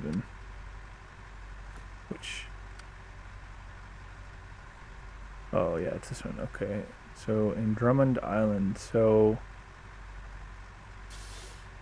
shit, is there a log place here? Oh, there is. Okay, so what I'm doing will put me out right here close to this. So everything I'm doing right now is wasted effort. I just realized. I'm glad I realized that before I put in the wasted effort. But I'll come out from here and be right next to this garage, so I could start from here. So normally I would just go from here and head down this way. Oh wait, no, not to Island Lake. I'm delivering it here in Drummond Island. So it's a much shorter distance to come from here and grab the logs and then just take this route, because I have to go this way no matter what. Okay. Alright. I'm glad I thought of that before I wasted all this effort. I do have to go back and sell the trailers, though. I mean, I don't have to, but I may as well get the money back for them since they are not. This is such a shit show trying to back these up. These articulated trailers.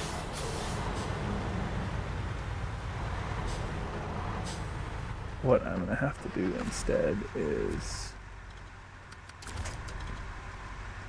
just unattach this one.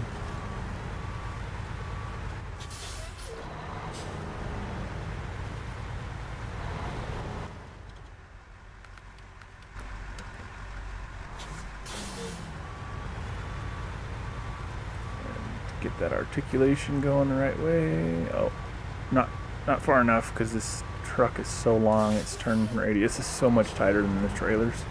So you can tell, you know how much you have to lead or how little room for error you have if you observe the distance, the difference between the distance from your front axle and your rear drive axle.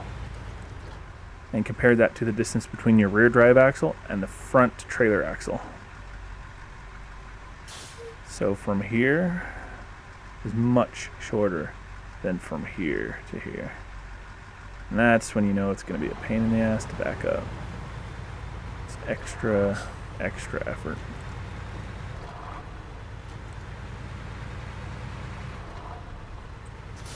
Extra obnoxious effort. Well, I own two MH9500s and I own two P12s. And it kind of makes sense because they're my favorite trucks. Well, it's hard to say what my favorite is. I like all the vehicles I have, I like for one reason or another, or I wouldn't have them. I sold all the ones that I didn't like or didn't want to use or just didn't use. Oh, I screwed that up. Alright, let's recover. Kind of. This thing's turn radius is so boaty. Alright, we're taking out your sign, fellas. Maybe? Oh no, alright. We didn't have to take the sign out at least. Oh, I should have just backed up. This mud hole is so slow to get through. I guess that wasn't too bad.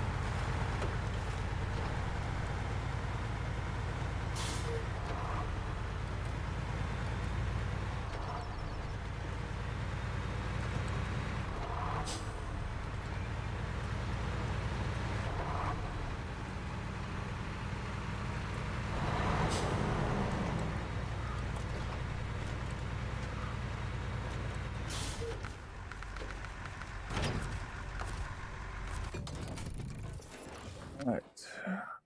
The Smithfield Dam. Oops. Wrong button. The Smithfield Dam.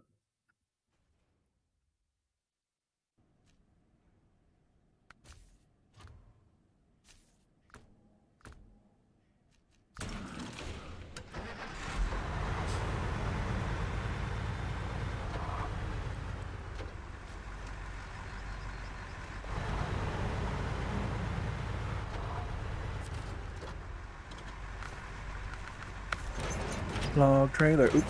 Accidentally sold it. No, that's not what I want. Garage. To the garage, saith the Brits. I don't know why I scrolled all the way down. I knew it was right at the top. Herp-a-derp.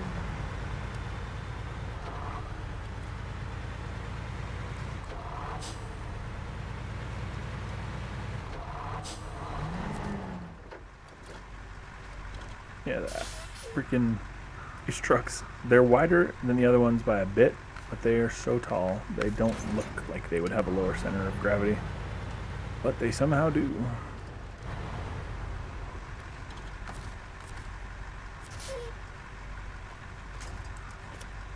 Right to right.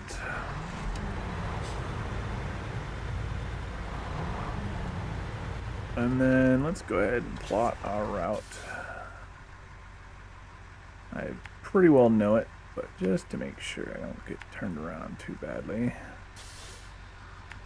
And then there, straight here, and then straight across there to the logs. And then I'll plot it again when we come back the other way. That's a long ass trip, but I had to make it either way. We've just saved ourselves a shit ton of time by starting from Smithfield. I am almost certain I will need fuel by the time I get to where I'm going though, so I hope I either left a fuel trailer somewhere in the other zone. Why is it cutting so tight? Follow me more closely, damn it.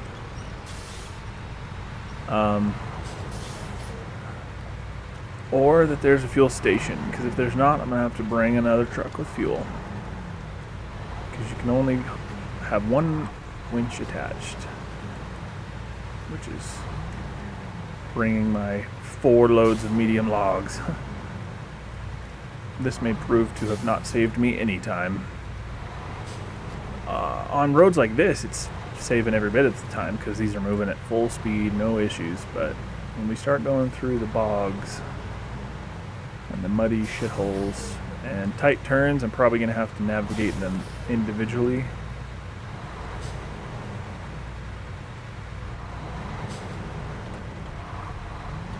I wonder if that engages the... Oh shit, that was way deeper than I thought. I'm sitting here thinking I'd just swing wide, but going into the ditch over here.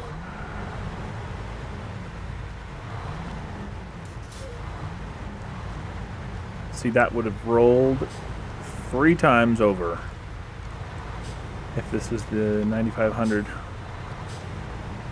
This thing somehow has a better center of gravity. I think what helped was that I was winched to the other truck too and have a trailer connected. That anchors you a fair bit.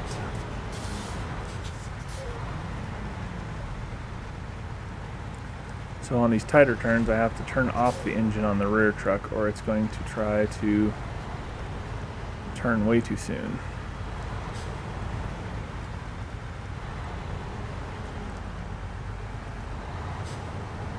Yeah, it did not turn on the... I'm going to have to manually turn on the old...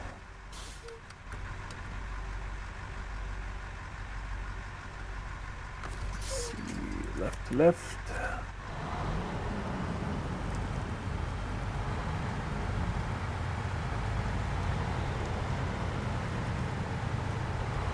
I wonder if it also... It probably doesn't change gears when I do too, because one thing that this thing suffers from is when it shifts, it loses like all its momentum. So through spots like this, it's better just to put it into low plus and just let it stay at consistent speed.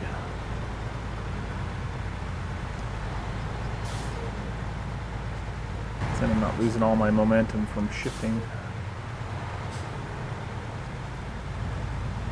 This ain't the longest damn load. The only thing longer would be if I had the longest trailer hooked to this P12 and then that P12 also with the longest trailer. Maybe one of these days, if we need a lot of shit hauled somewhere, maybe Baron and I can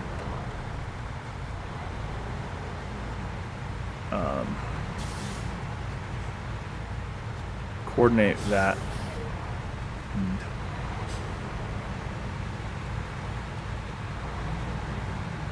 just load them up.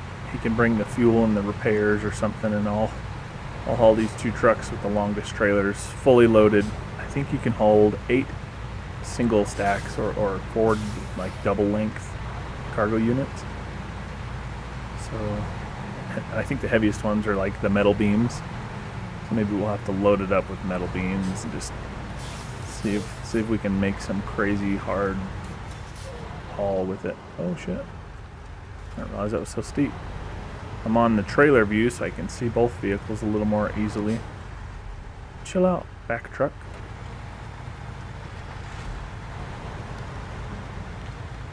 Tries to overrun me.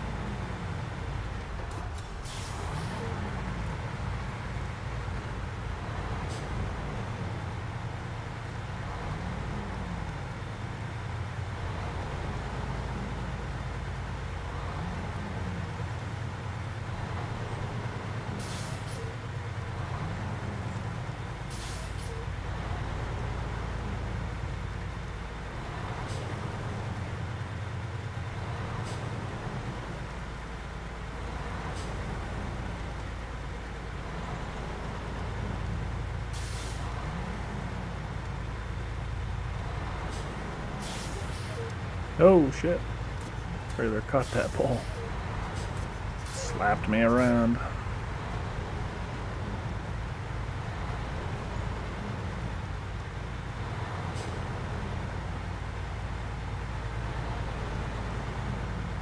Yeah, this is a muggy, boggy shithole, that's for sure.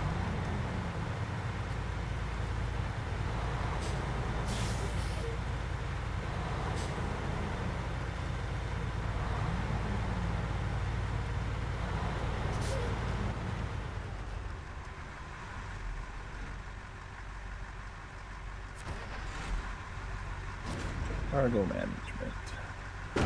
To the truck and the trailer.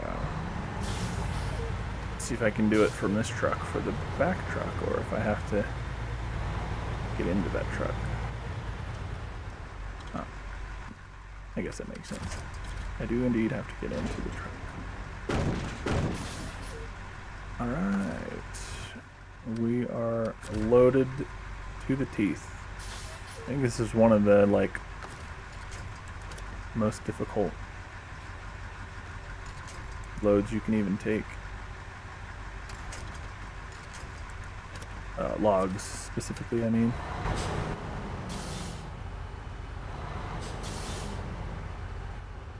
I stuck? Really? What am I stuck on? Did I run over a log up there? What's going on?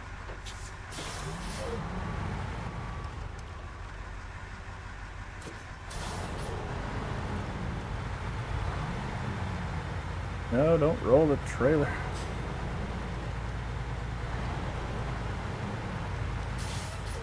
Let's see, I'm gonna have to get fuel. There's not a fuel station. There is a trailer store here, though. So if I can make it to here, in fact, I need to map my route anyway. So once I come around here, I'm gonna head back across. Down here. And swing by this trailer store. Buy a fuel trailer. Fill them up. Sell the fuel trailer. And then... So in like a hard mode or even just like a new game plus. Ah, shit. I missed the turn. I was like, this doesn't look right. It's because I missed the turn. Okay. Alright. Backward we go. Yeah, in like a new game plus or like a hard mode playthrough, you would have to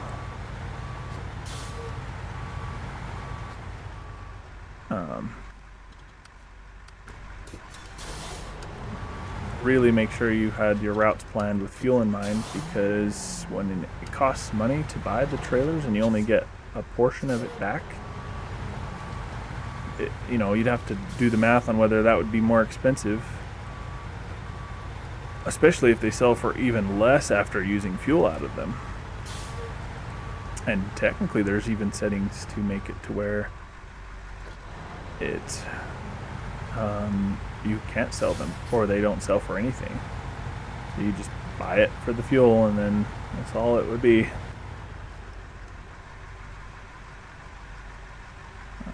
Let's see.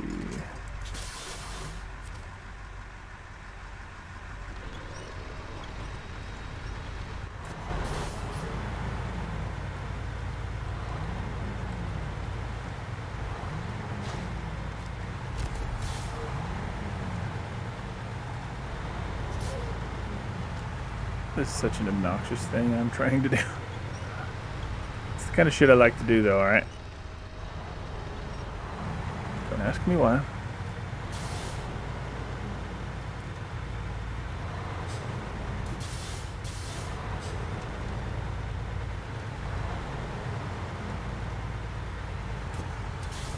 One of my favorite things I ever did in regards to like trucking and other stuff like that.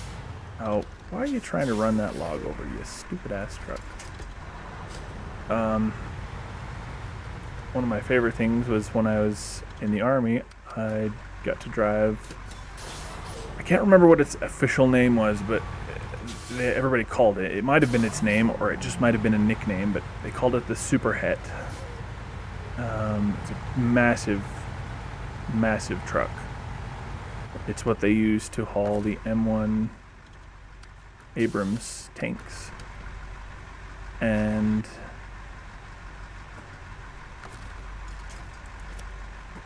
then at the back of that trailer, once we got the tank loaded, we hooked via pintle an articulated trailer like these ones and pulled it behind it. Got to drive it about 15 miles so it could go get serviced. We needed the tank and the trailer it rode on got left there for service, and then to come back. Wow, really? Oh, nice. The rear truck's pushing. I was like, really? We're stuck in this small of an incline? Ooh, this might not bode well for our overall trip.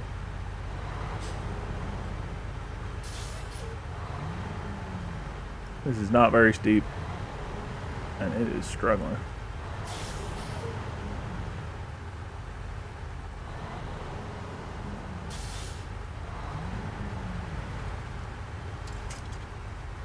Let go of the winch for a minute. Oh, okay, that makes more sense. I realized I was in too high a gear. That makes sense. We're gonna give it a little distance on the winch. That can help sometimes. Or not.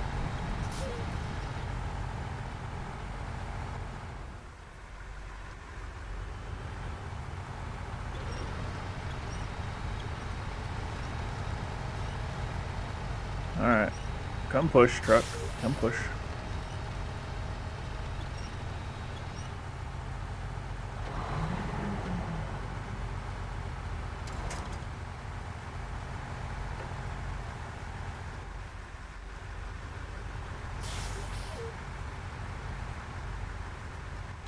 Seriously? I don't think I've got the distance. See, this is where I was thinking I might regret. Oh, good, I do. I might regret that longer cable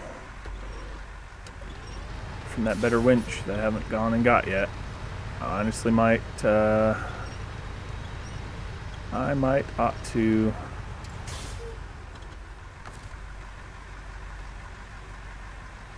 go get that before I continue on this journey. Come on, seriously?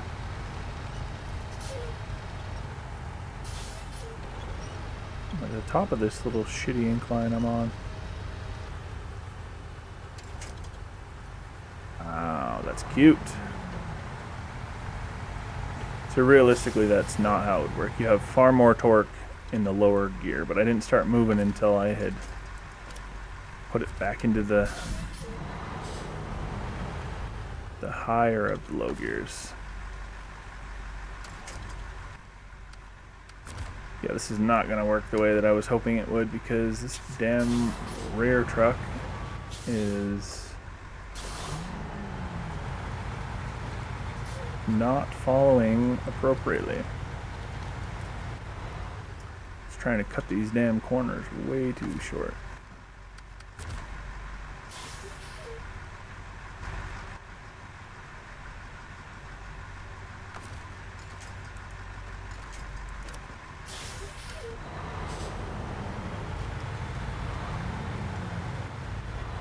See, it's going to try to roll here, so I'm going to have to just do this part one at a time.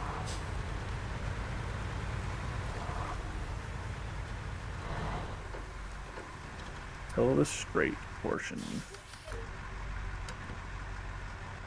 See, it was going to try to go off that right side over there.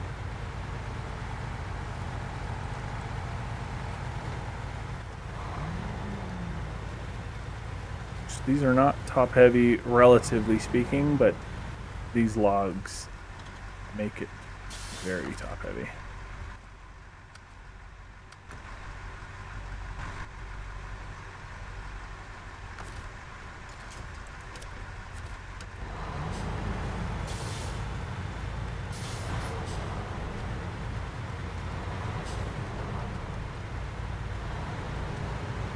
I'm gonna have to try to swing wide any chance I can. Otherwise, we're going to do a lot of individual moving.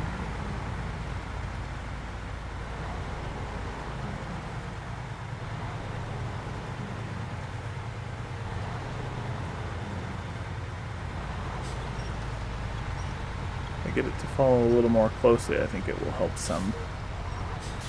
I'm going to tighten that winch up as much as I can.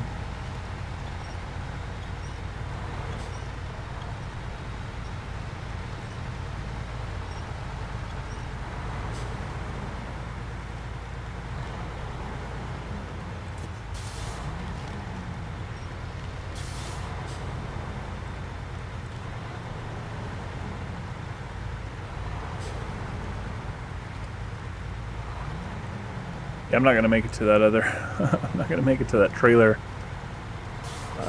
place. I'm going to have to just get one of my other trucks and get fuel on it and meet it at this junction I'm coming up on and fuel these beasts. Fuel these beasts.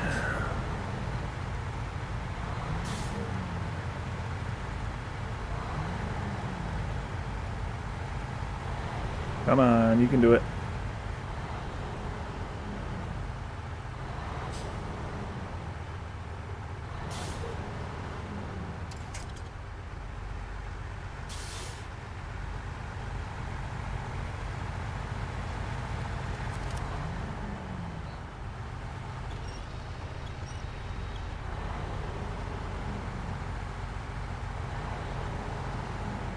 Come on. Oh, damn you.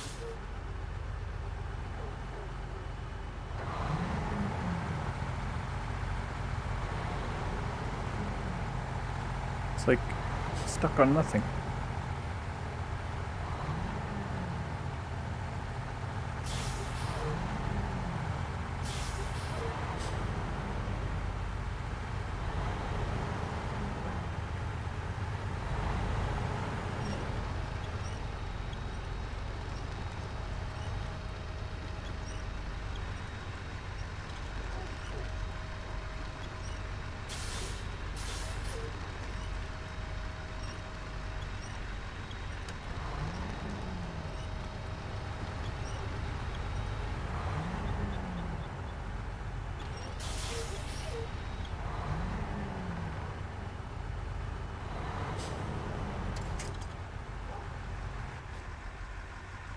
This is obnoxious.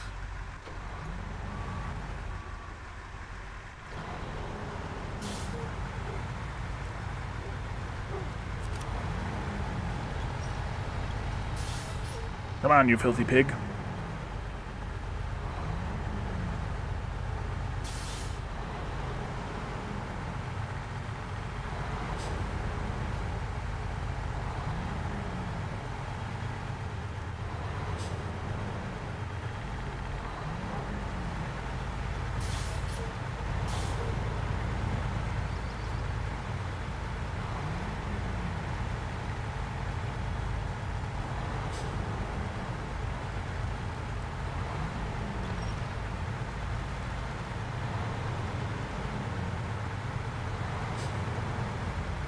You're about out of fuel. Gonna have to go get that other truck. I was hoping to get through this bog and then up there where the waypoint is 120 meters away is where I would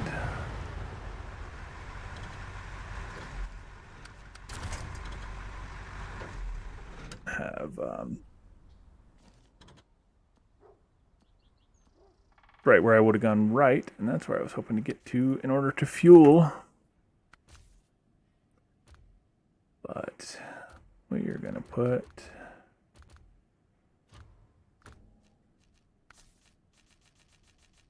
the fuel on this truck and take it to it.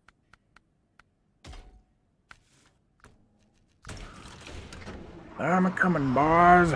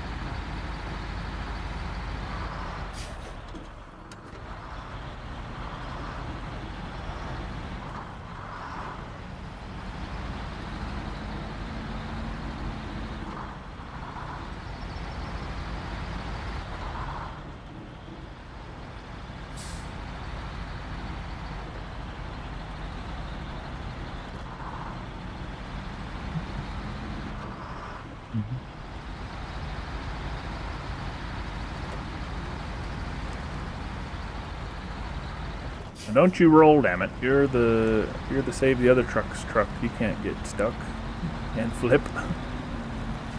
Is the only real downside to this truck. Well, I mean, technically you can't put mud tires on it, so these chain tires are good for mud, it says, but actual mud tires are excellent for mud. That's their rating. On a scale of poor to excellent, they're good. So there's 4 levels. I think it's poor, average, good, and excellent. So they're the second highest of the 4. But so it theoretically could do better if it had actual mud tires.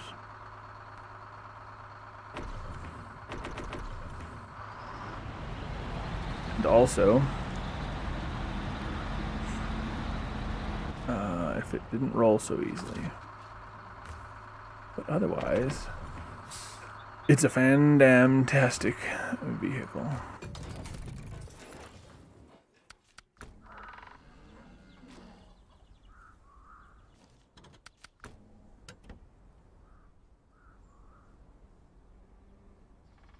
Alright, so I actually need to make sure this strut. Alright. All-wheel drive is on. I'm going to leave it off until I need to manually turn it on, because it uses more fuel with it on. And this one, I'll throw it in.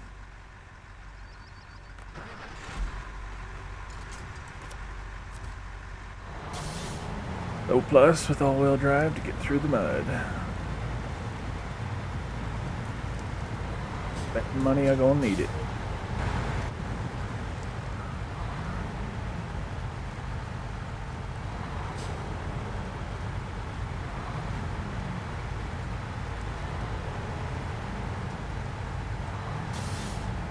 Hindsight, I probably should have kept that fuel truck down here, and after getting through this mud, fueled them up once again. But you know, lessons, hindsight, and all that.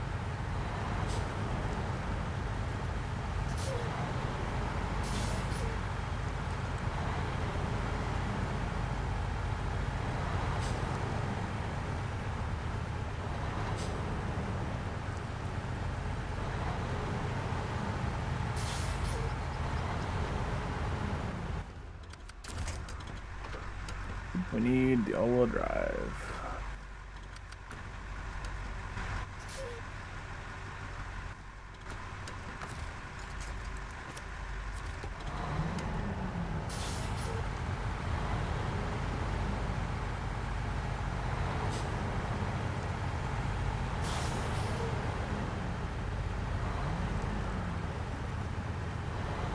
Maybe helping a little bit. I don't know. But I know it's a gameplay thing,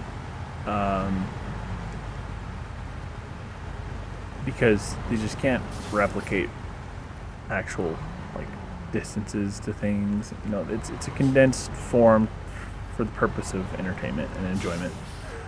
But I remember the potato trucks that we'd work literally all day in the field, sun up to sundown. Those things would go days without needing fuel. They weren't working quite as hard as this, but not much less. Alright, we're gonna leave that truck behind for the moment. Winch ourselves out of here.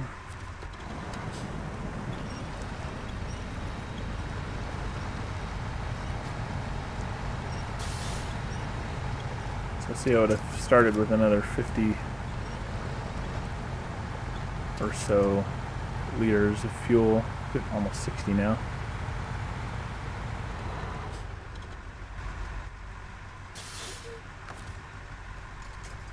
Oh, it's not quite far enough. Alright, whatever.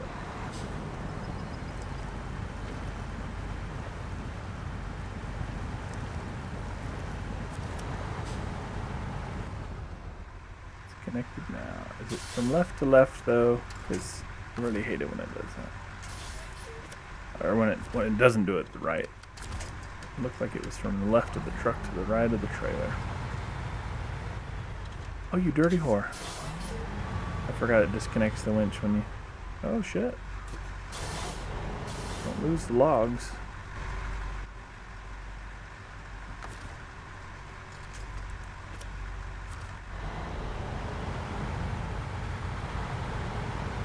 Oh, it's going to try to cut so sharp. It's going to run right into that tree, I bet. Oh, this is not worked out how I had hoped it would.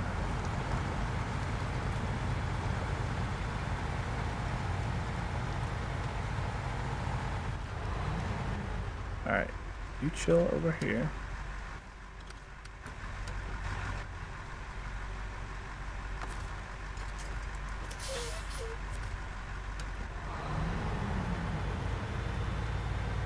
Force it to swing wide by its turning radius.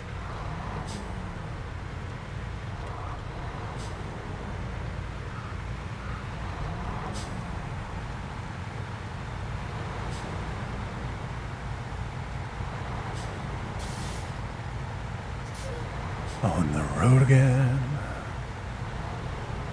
Got a bunch of freaking logs on the road again. So I'm gonna have to split up anyway when I get to Drummond Island at some point, because I assume that not all 4 logs are going to the same area. I mean, technically it's 3 different delivery locations. 1 to the worker house, 1 to the lighthouse, and 2 to the farm. So unless all 3 of those things are right next to each other, I'm going to split up at some point anyway. I'm only doing this towing thing until I get there.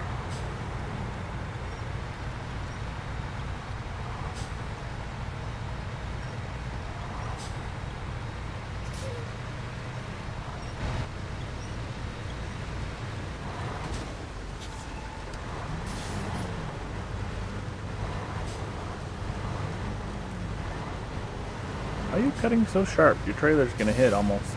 Damn, bro. Damn, follower, bro. It, like, turns the truck into an NPC and it just follows you. And just, like, gets right behind and tries to tail right in. Oh, I gotta go to the bathroom. I will be right back.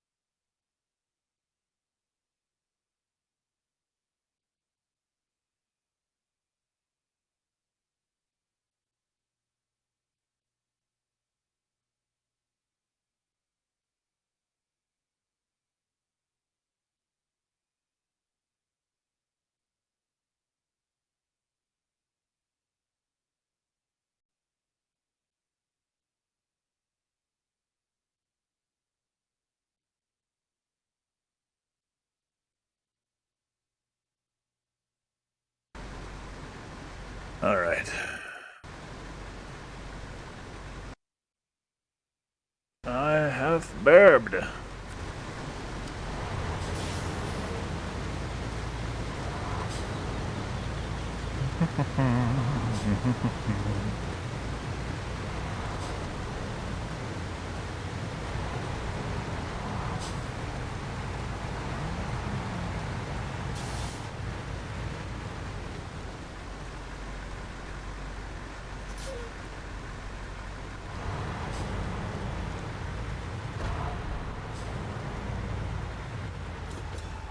Okay, so this is the fuel stop. Stop, damn it.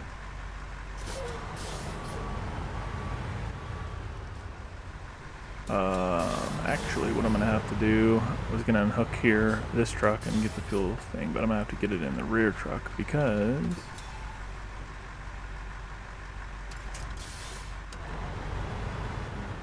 I wouldn't have room to get back to the rear truck if I had left it on the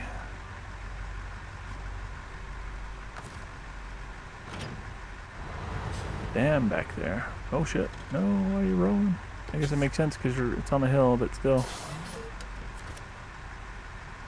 You filthy pig. Get over here.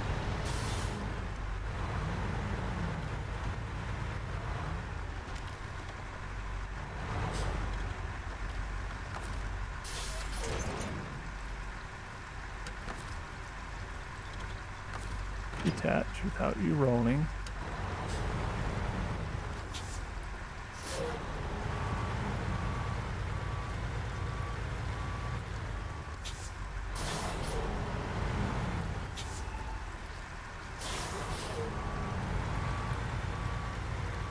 These kind of missions are like so nice when you have like multiple people because you can have one like tasked with going to get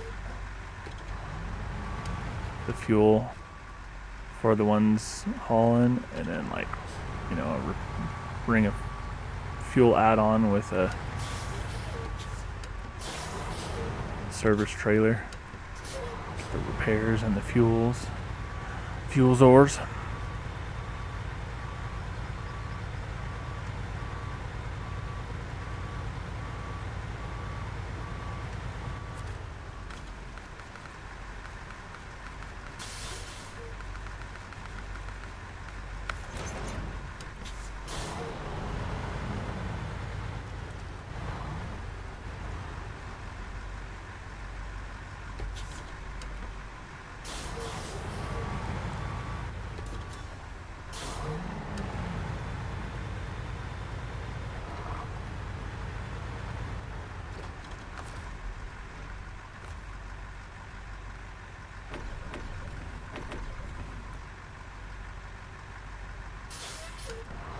Alright, I'm sure I'll need this eventually in the future again, so I'm just gonna put this fuel trailer right here.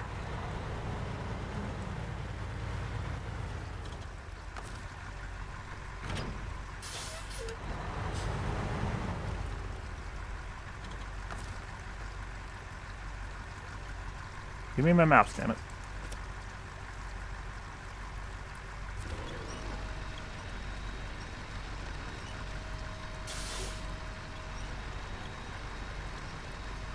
Come on, trailer.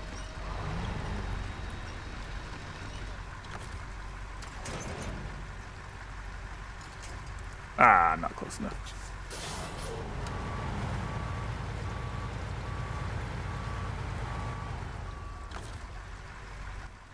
I'm bothering to try to back this one up to the other one.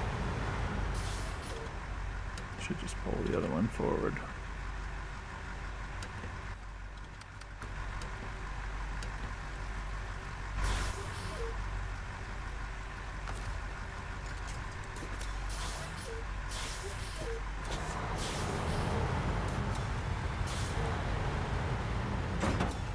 What? Oh, you fucking whore. God damn. The NPC that it assigns to drive your truck. My fucking hell. Piece of cunt fucking shit.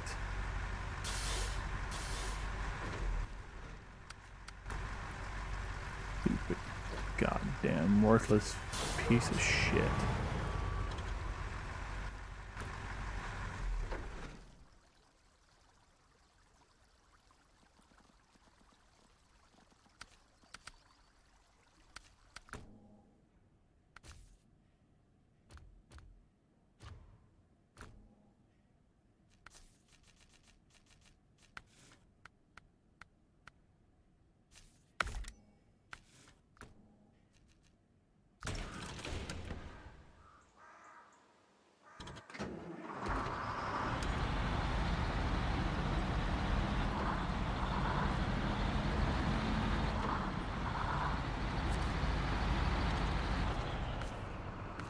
Bring a fucking repair trailer to leave by that other fuel trailer. Oh wait, never mind. I can just buy it once I get there. I'm not hauling it the whole way.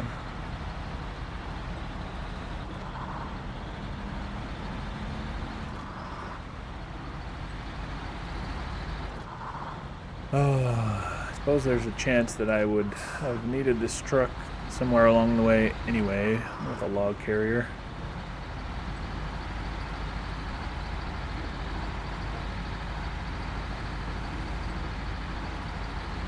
See, with those sideboards, that's purely intended gameplay hurdle. That's not realistic. Those logs would not have fallen out, just exploded, because those straps that released aren't what's holding it in primarily. It keeps them tight to provide rigidity for those side fork arms to hold the actual load. So unless it rolled completely over and was upside down, there wouldn't be an excessive amount of pressure put against those straps.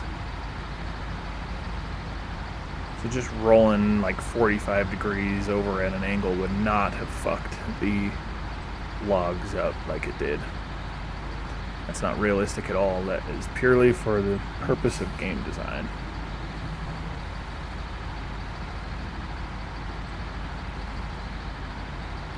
With the intention of making it difficult.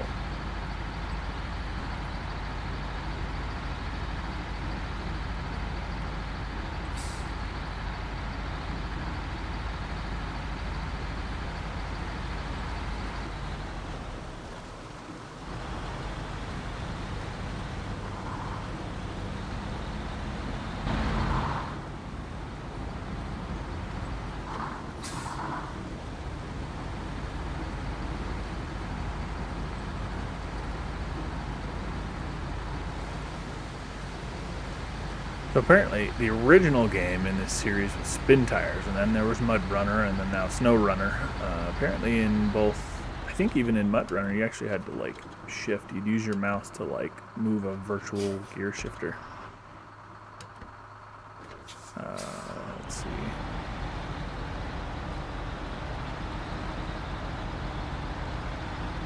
Fuck your fence.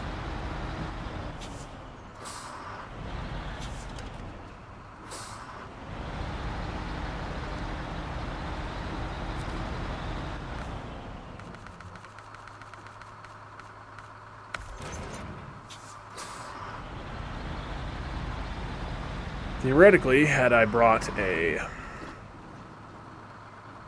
low saddle, I could have put the big fuel trailer out here, but there's not a whole lot of room out here, so I think this is okay as it is.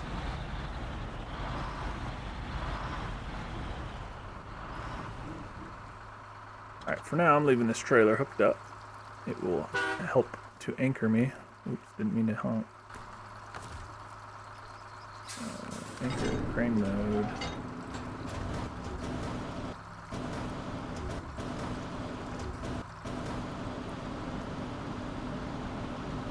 Oh, I might not have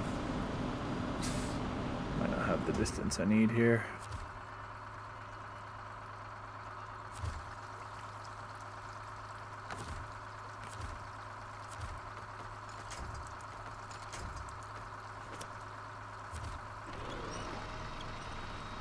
Oh, okay. In hindsight, it didn't even fall out, so I can repack this trailer now that it's upright, or mostly, once I move this crane out of the way. Okay, well, good problem to have, I guess. And I'll probably need this truck, like I said earlier.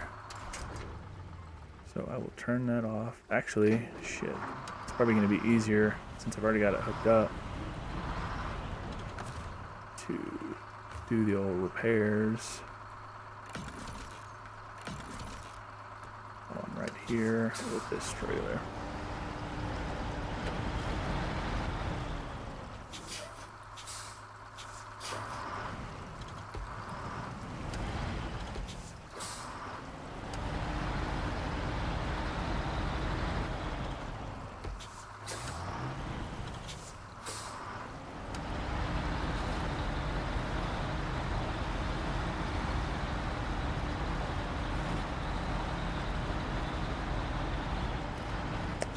That would not be the right way to back this trailer up normally, but it doesn't necessarily perform normally in this game.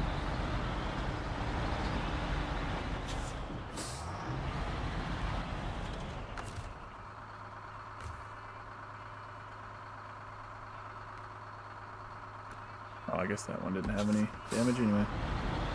Guess I could have looked at that before I bothered backing this thing up all the way over there.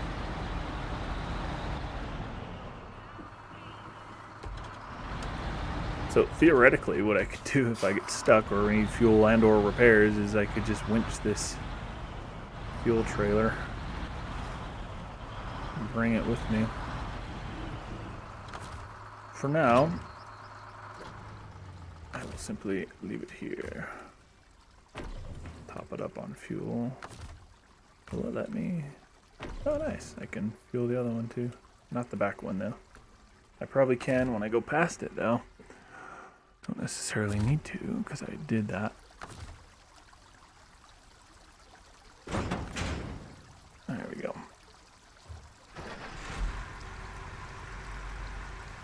Okay, it was about 2.5 hours before my headset beeped at me needing to charge, but it might have lasted the full 3 hours that I intend to try to aim for my streams had I started with it completely charged. I don't think I was fully charged when I began. Alright.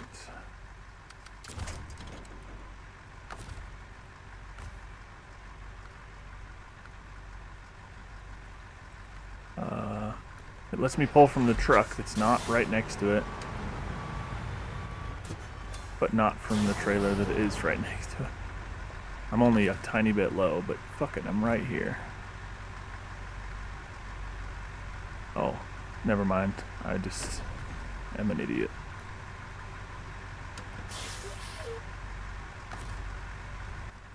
Pay no attention to the moron.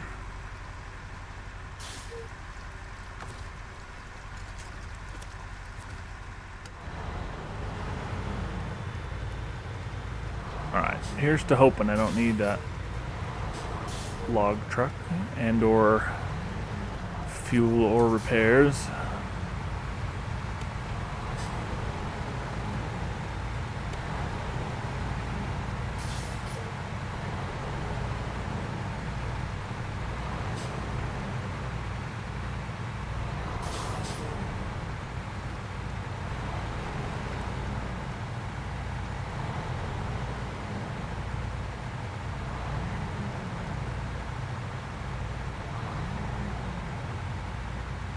Another funny little thing the game does is you'll hear, if you listen closely, the rear truck just constantly revs.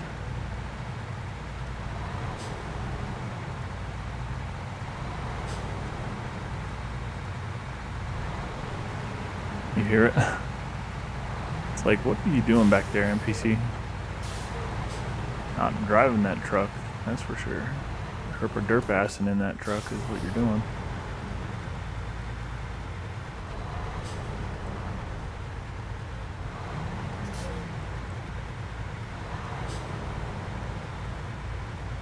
Stupid ass thing cutting that corner short. Too much steeper, and that would have been a rollover.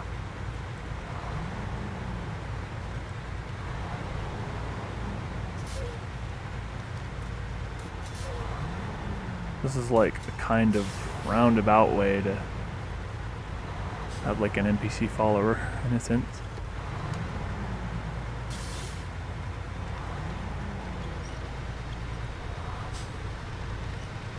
Stop turning so damn tight. Closer, asshole.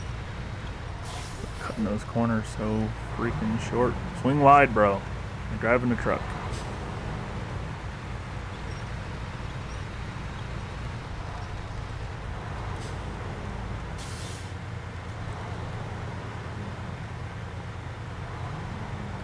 Seems like when you get the winch as tight as it'll go, it actually makes it follow a little better. Looks like it's trying to follow my trailer, which is still not ideal because the truck needs to swing wider than the tailing trailer. But a bumper pole, especially an articulated one, oh shit, that is a little bit tight up there. Alright, I'm gonna take this slow because I may have to manually bring the rear truck. Yep, I'm gonna, because it's already trying to turn way too tight to make that corner.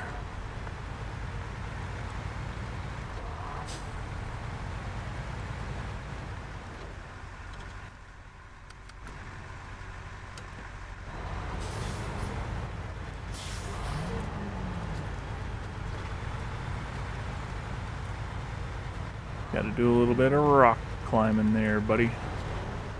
That's cool. I should have caught that. Let me see if I can show it. But look, that front tire is just floating.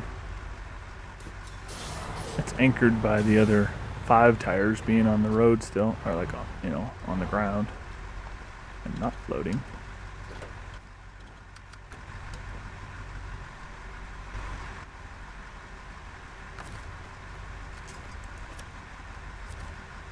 Oh man, one thing that would help me stream for hours at a time better would be if I did a better job of having good posture, but I sure don't.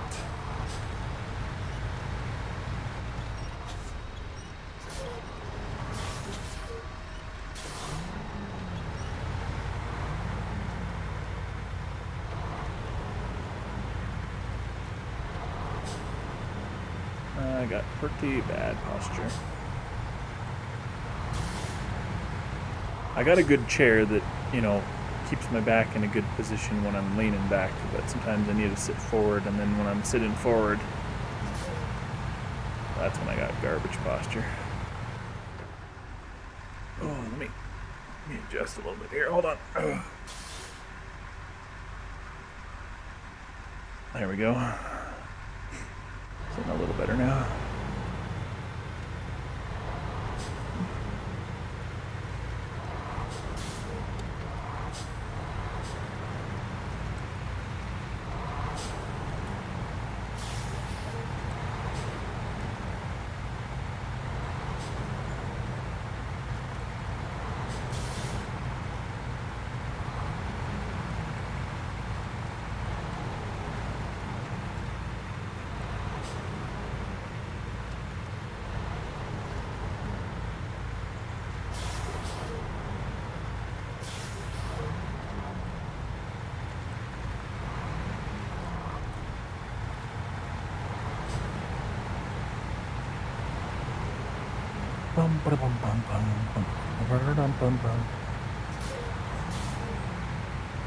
Just realized I don't need all-wheel drive on.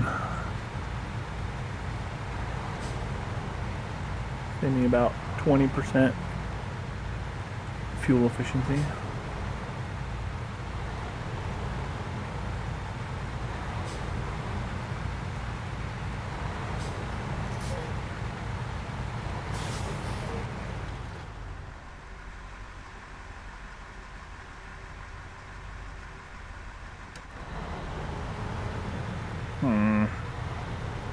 Yes, I remember this damn tree in the road. And it's like fucking somebody bolted it to the road because you can't move it. Doesn't really get in the way of these trucks so much.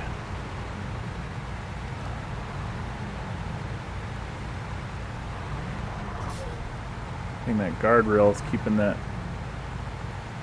trailer from cutting it as tight as it would have.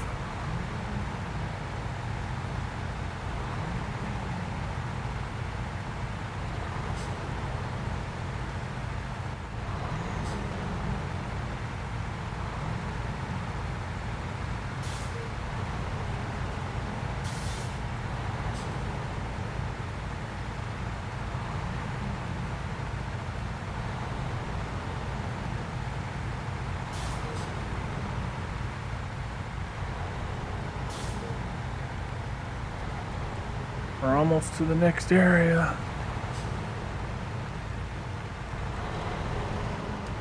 I need to go to an actual snowy area.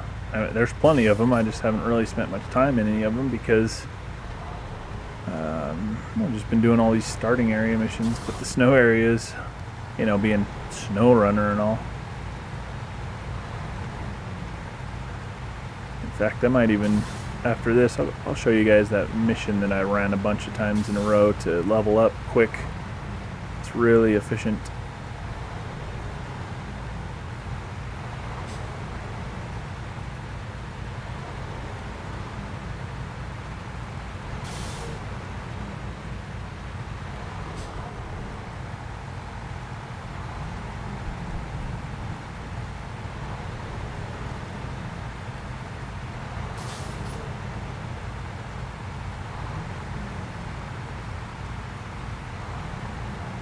Doing this kind of reminds me when I would play Farmville, or not Farmville, Herpter, Farming Simulator.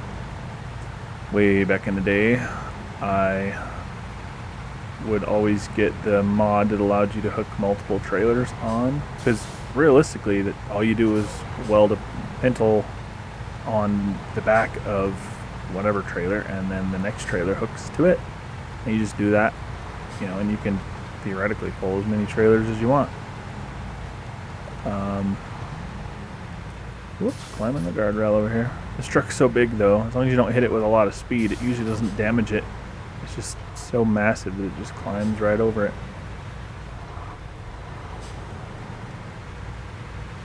I mean, it's kind of hard to understand just exactly how big these trucks are, but like,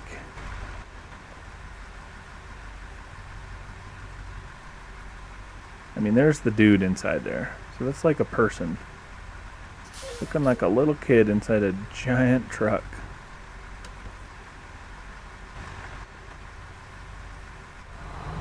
Pretty funny.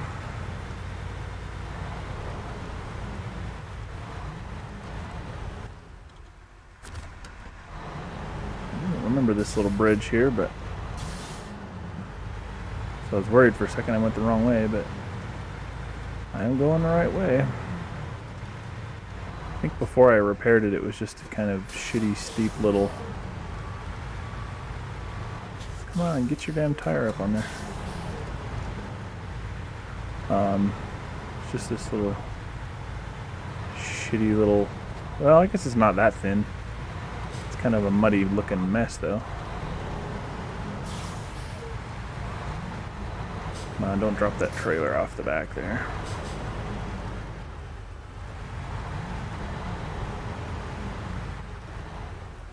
Oh, I'm not paying attention. I was watching the trailer on the back truck, and I wasn't watching. Then I was climbing over the guardrail with the front truck.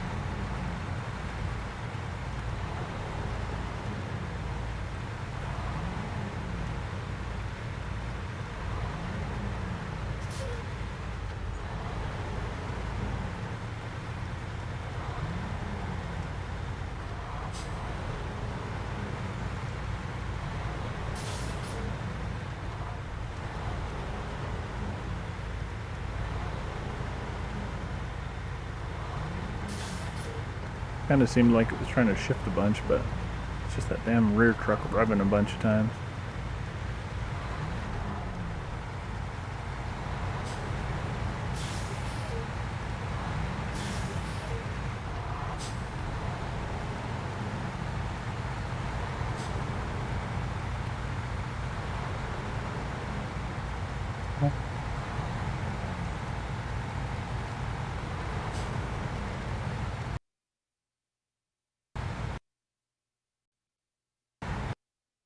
Damn, went through about half our fuel just getting through this map.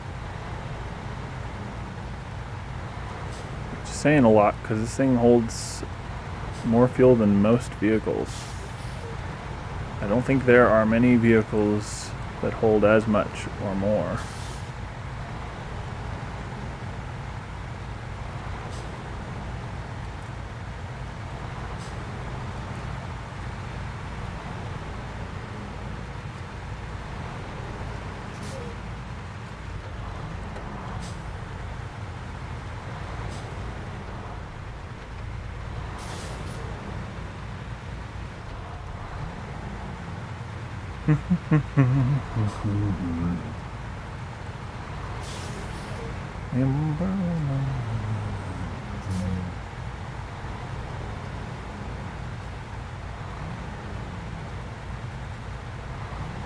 Oh no. Holy shit. That probably popped the tire. Oh, we were so close too.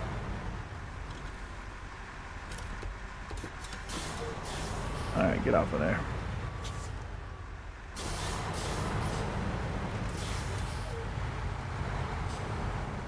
Fucking seriously?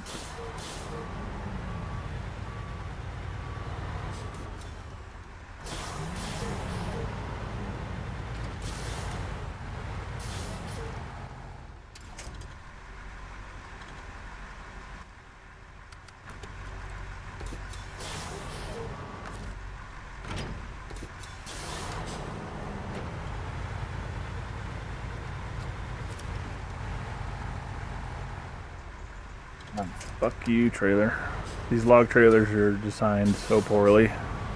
I'll show you in a minute when I got a better angle, but they have a front, and I don't know if this is how they're designed in real life.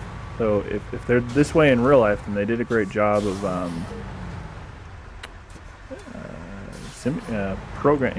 putting them in the game accurately. But if they're not this way in real life and they just made them this way in the game to be assholes,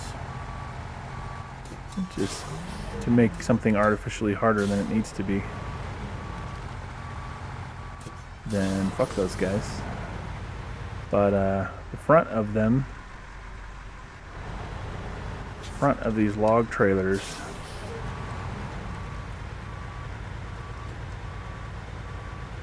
have a big old like support portion that goes.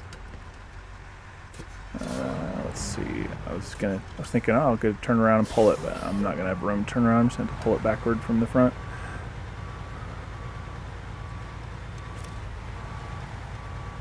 There's a big old support portion on the front of them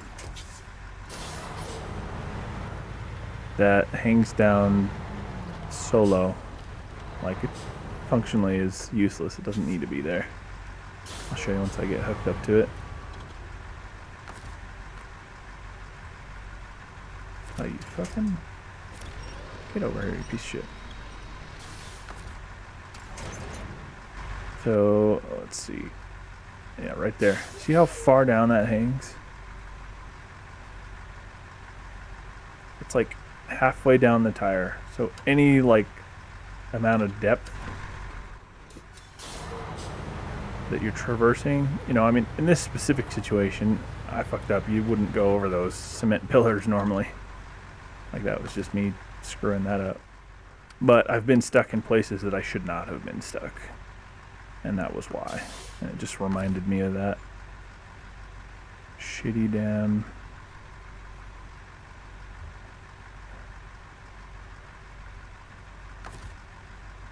Oh, truck's not turned on. I was wondering why I didn't have any attachment point.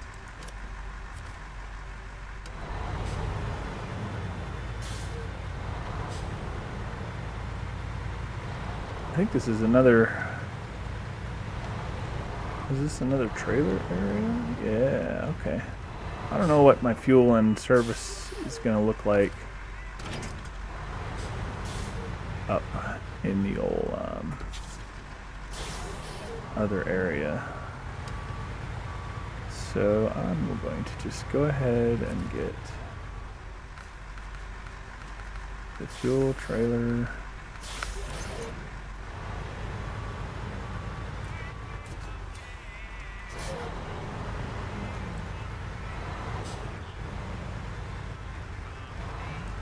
Up your fence.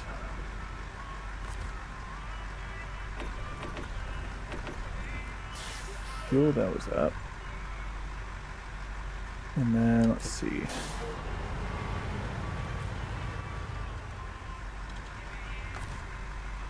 I could leave it here, but then I would just, at that point, I would just come by like whatever vehicle I needed fuel in. I could just buy it again like I'm doing right now. That way they're not in the way. And repairs.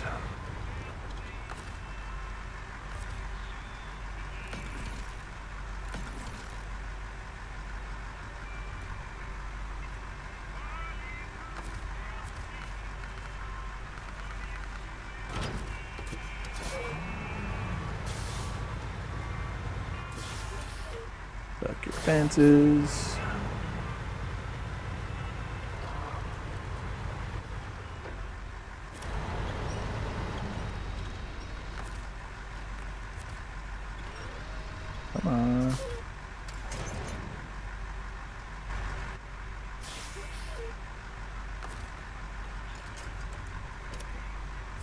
Alright. Let's get her all winched up again.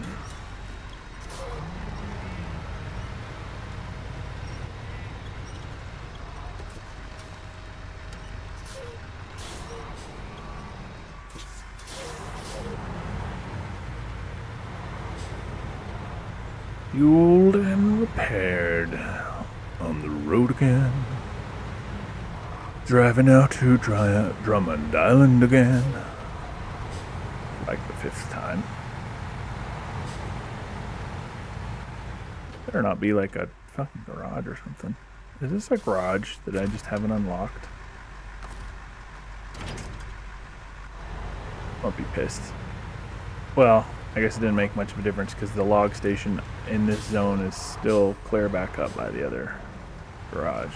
I don't think this is a garage though, but may as well unlock it while I'm right here. I can get turned around in all these trees and stumps though, holy shit. But yeah, see that was a pretty damn steep angle to be at with such a high load, but it would have flipped the damn 9500, no doubt. That is a great truck, but its massive weakness is how easily flippable it is. It's its biggest Achilles heel. Even the snow, or even not being able to have mud tires, isn't that big of a deal.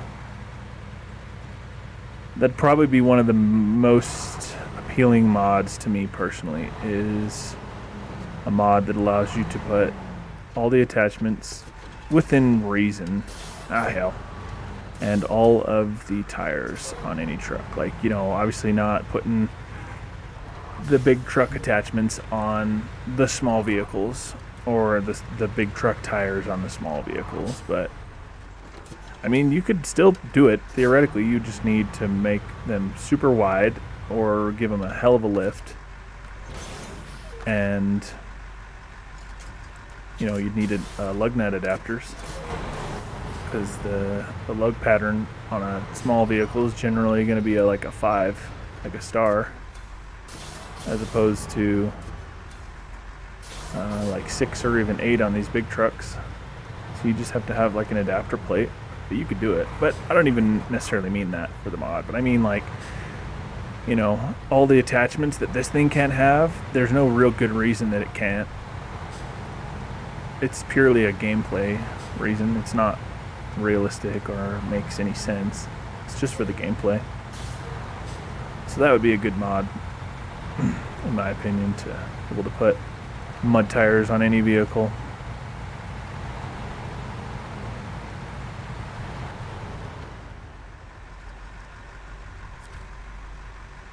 Let's see if it travels me with my winched vehicle. I doubt it. Probably gonna have to go back and get it by itself.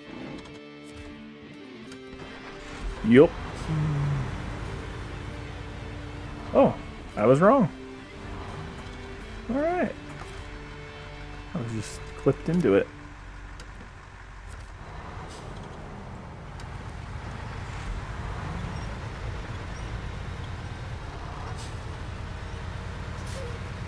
Oh, nice. Here's one of the delivery locations right here. So I'm going to drop off the rear truck's trailer logs.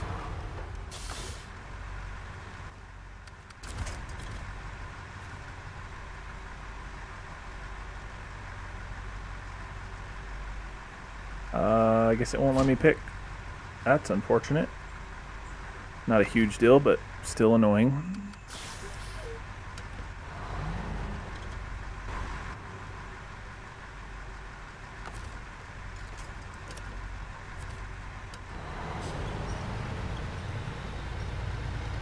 Alright, well that was easy enough, I suppose. Keep driving until I hit like a junction and then determine whether I gotta go left with one truck and right with another, or if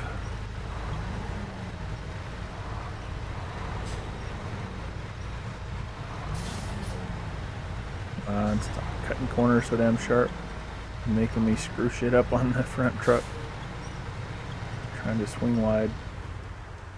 All right.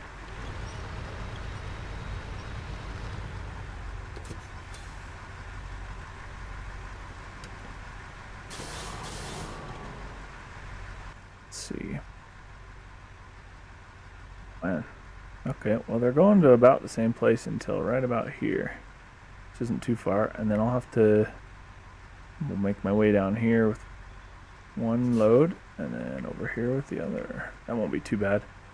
I will grab this watchtower in the process if I can. This is a big, fat, wide beast of a truck, though, so I might have to do it on the way back or something.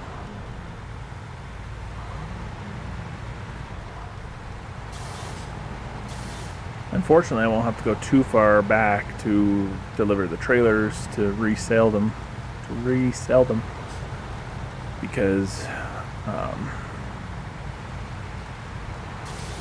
I'm not far from the entrance where I'm at right here. And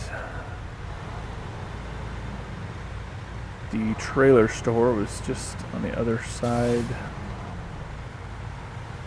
going back the other direction. That'll be just about time. We're right on that 3-hour mark, so I'm right about on time for what I was aiming for the stream as well. That'll be a good place to call it for now, and probably go get some food, and then probably stream some scum in a little while. Not sure what exactly, but it's kind of what I'm leaning toward at the moment. I kind of got out of the habit of aiming for streaming some Red Dead. I think the more I played it, the more I remembered how much better it was to play together with friends online. Not that the story isn't fantastic, like not to belittle the story at all, but for my personal tastes, I enjoyed the game most when I was doing some of those missions with friends.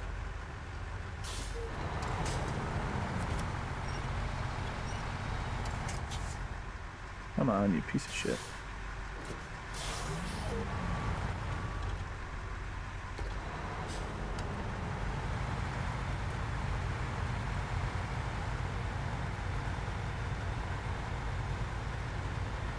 This is about where I had to go a different place anyway. With both of them. So let's see. This is the lighthouse, and he only needs one, so that means I'm going right with the other truck. And this one is where they need to, the farm.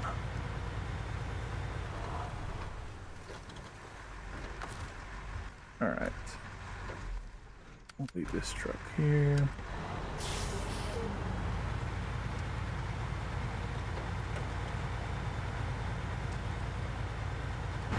And this old beast.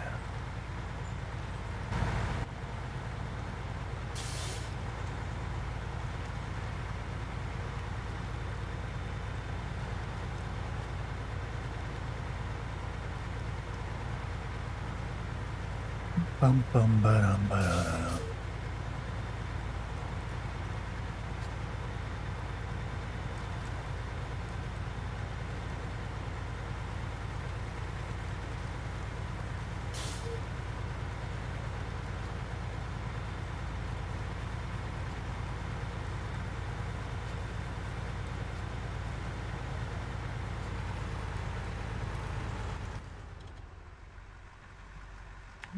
Pretty much to there, and then a right.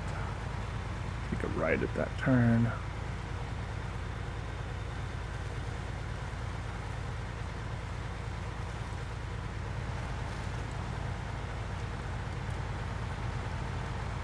Probably take the trailers and trucks back later. I might even just leave the trailers and deal with them another day.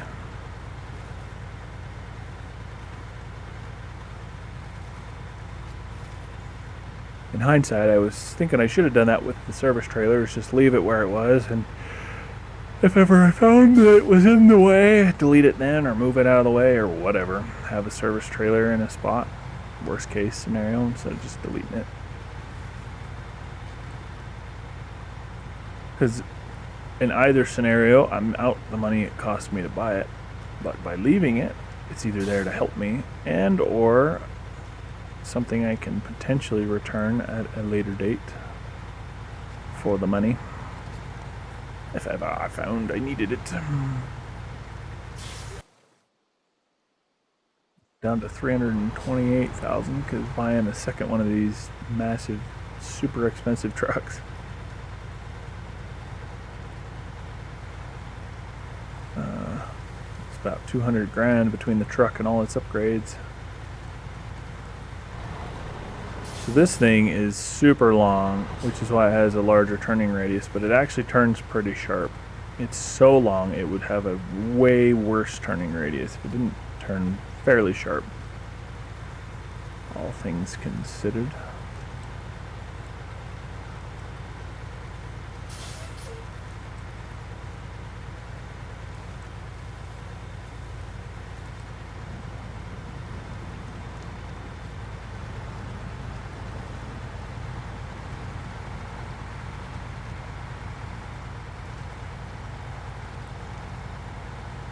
Come on, baby.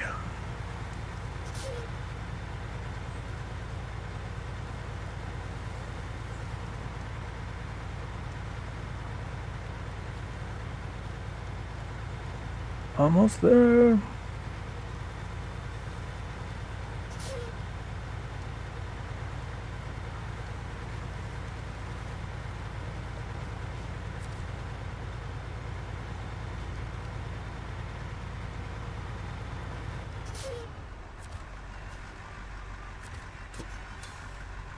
It's the first one.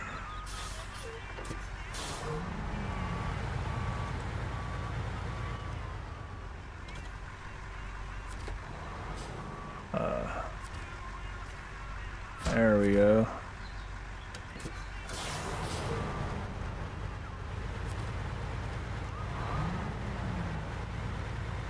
I see what they did here. They made this a pain in the ass to turn around on. You bastards.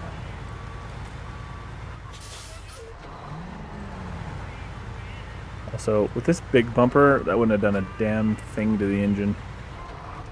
It would be nice if the bumpers were functional. That would be convenient. Alright. You are to stay here for now, truck. And... oh, I almost went the wrong way. I didn't realize I had to go right here. So... I'm glad I looked.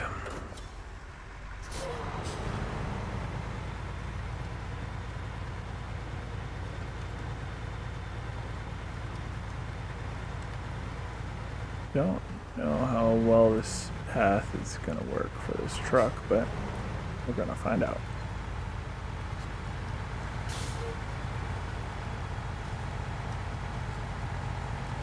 One advantage to doing what I was just doing, hauling the second truck, is you've always got, you know, another option with regard to if you get stuck. Or you need, you know, because you can back that truck up if it's not stuck and pull yourself out. You've got a built-in rescue truck if need be. Oh, I can tell this is not going to be good. Especially with the logs, because these damn branches, that trailer's going to hit that tree and stop. Oh, okay, I was wrong. I was very glad to have been wrong, because that did not look good.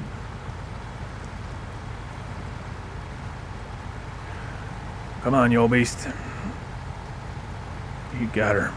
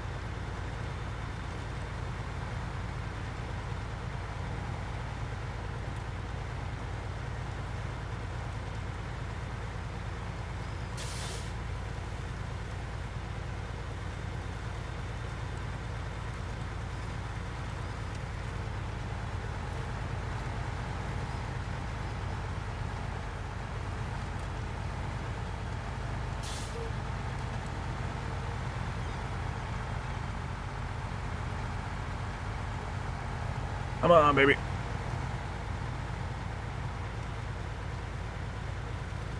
Ah, another shitty place to turn around. And they know you got to bring in either a big trailer like that with a double unit of logs, or no, that's not even the right trailer. It's literally either one of these trucks twice, or the configuration that I've got currently. Oh, the assholes.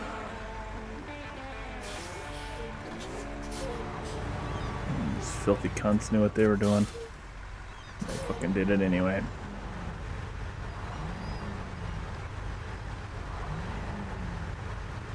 Alright, let's see if we can get creative here on how to get this turned around. This is where I'll be calling the stream for now, but I don't want to leave it a huge shitty mess to deal with later. If I can at least get this turned around. Oh, you little bitch. Rolling over. No, not that one. I hate this. I hate the winch system with the controller. It's so much better with the mouse.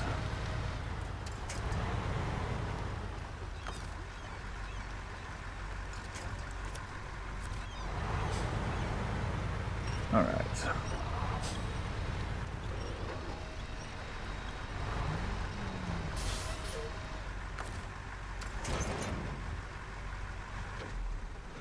Right. Well, thanks for hanging out, and we will catch you probably later tonight. Maybe not. It depends on what I got going on with my kids, but I don't have them until close to bedtime, a few hours from now, so I got time to stream something else, so I probably will. But if not tonight, then we'll hit it again tomorrow. Not sure exactly when, because I have my kids all day. But that's the aim. That's the goal. That's what we're shooting for. Take care, guys. We'll see you soon.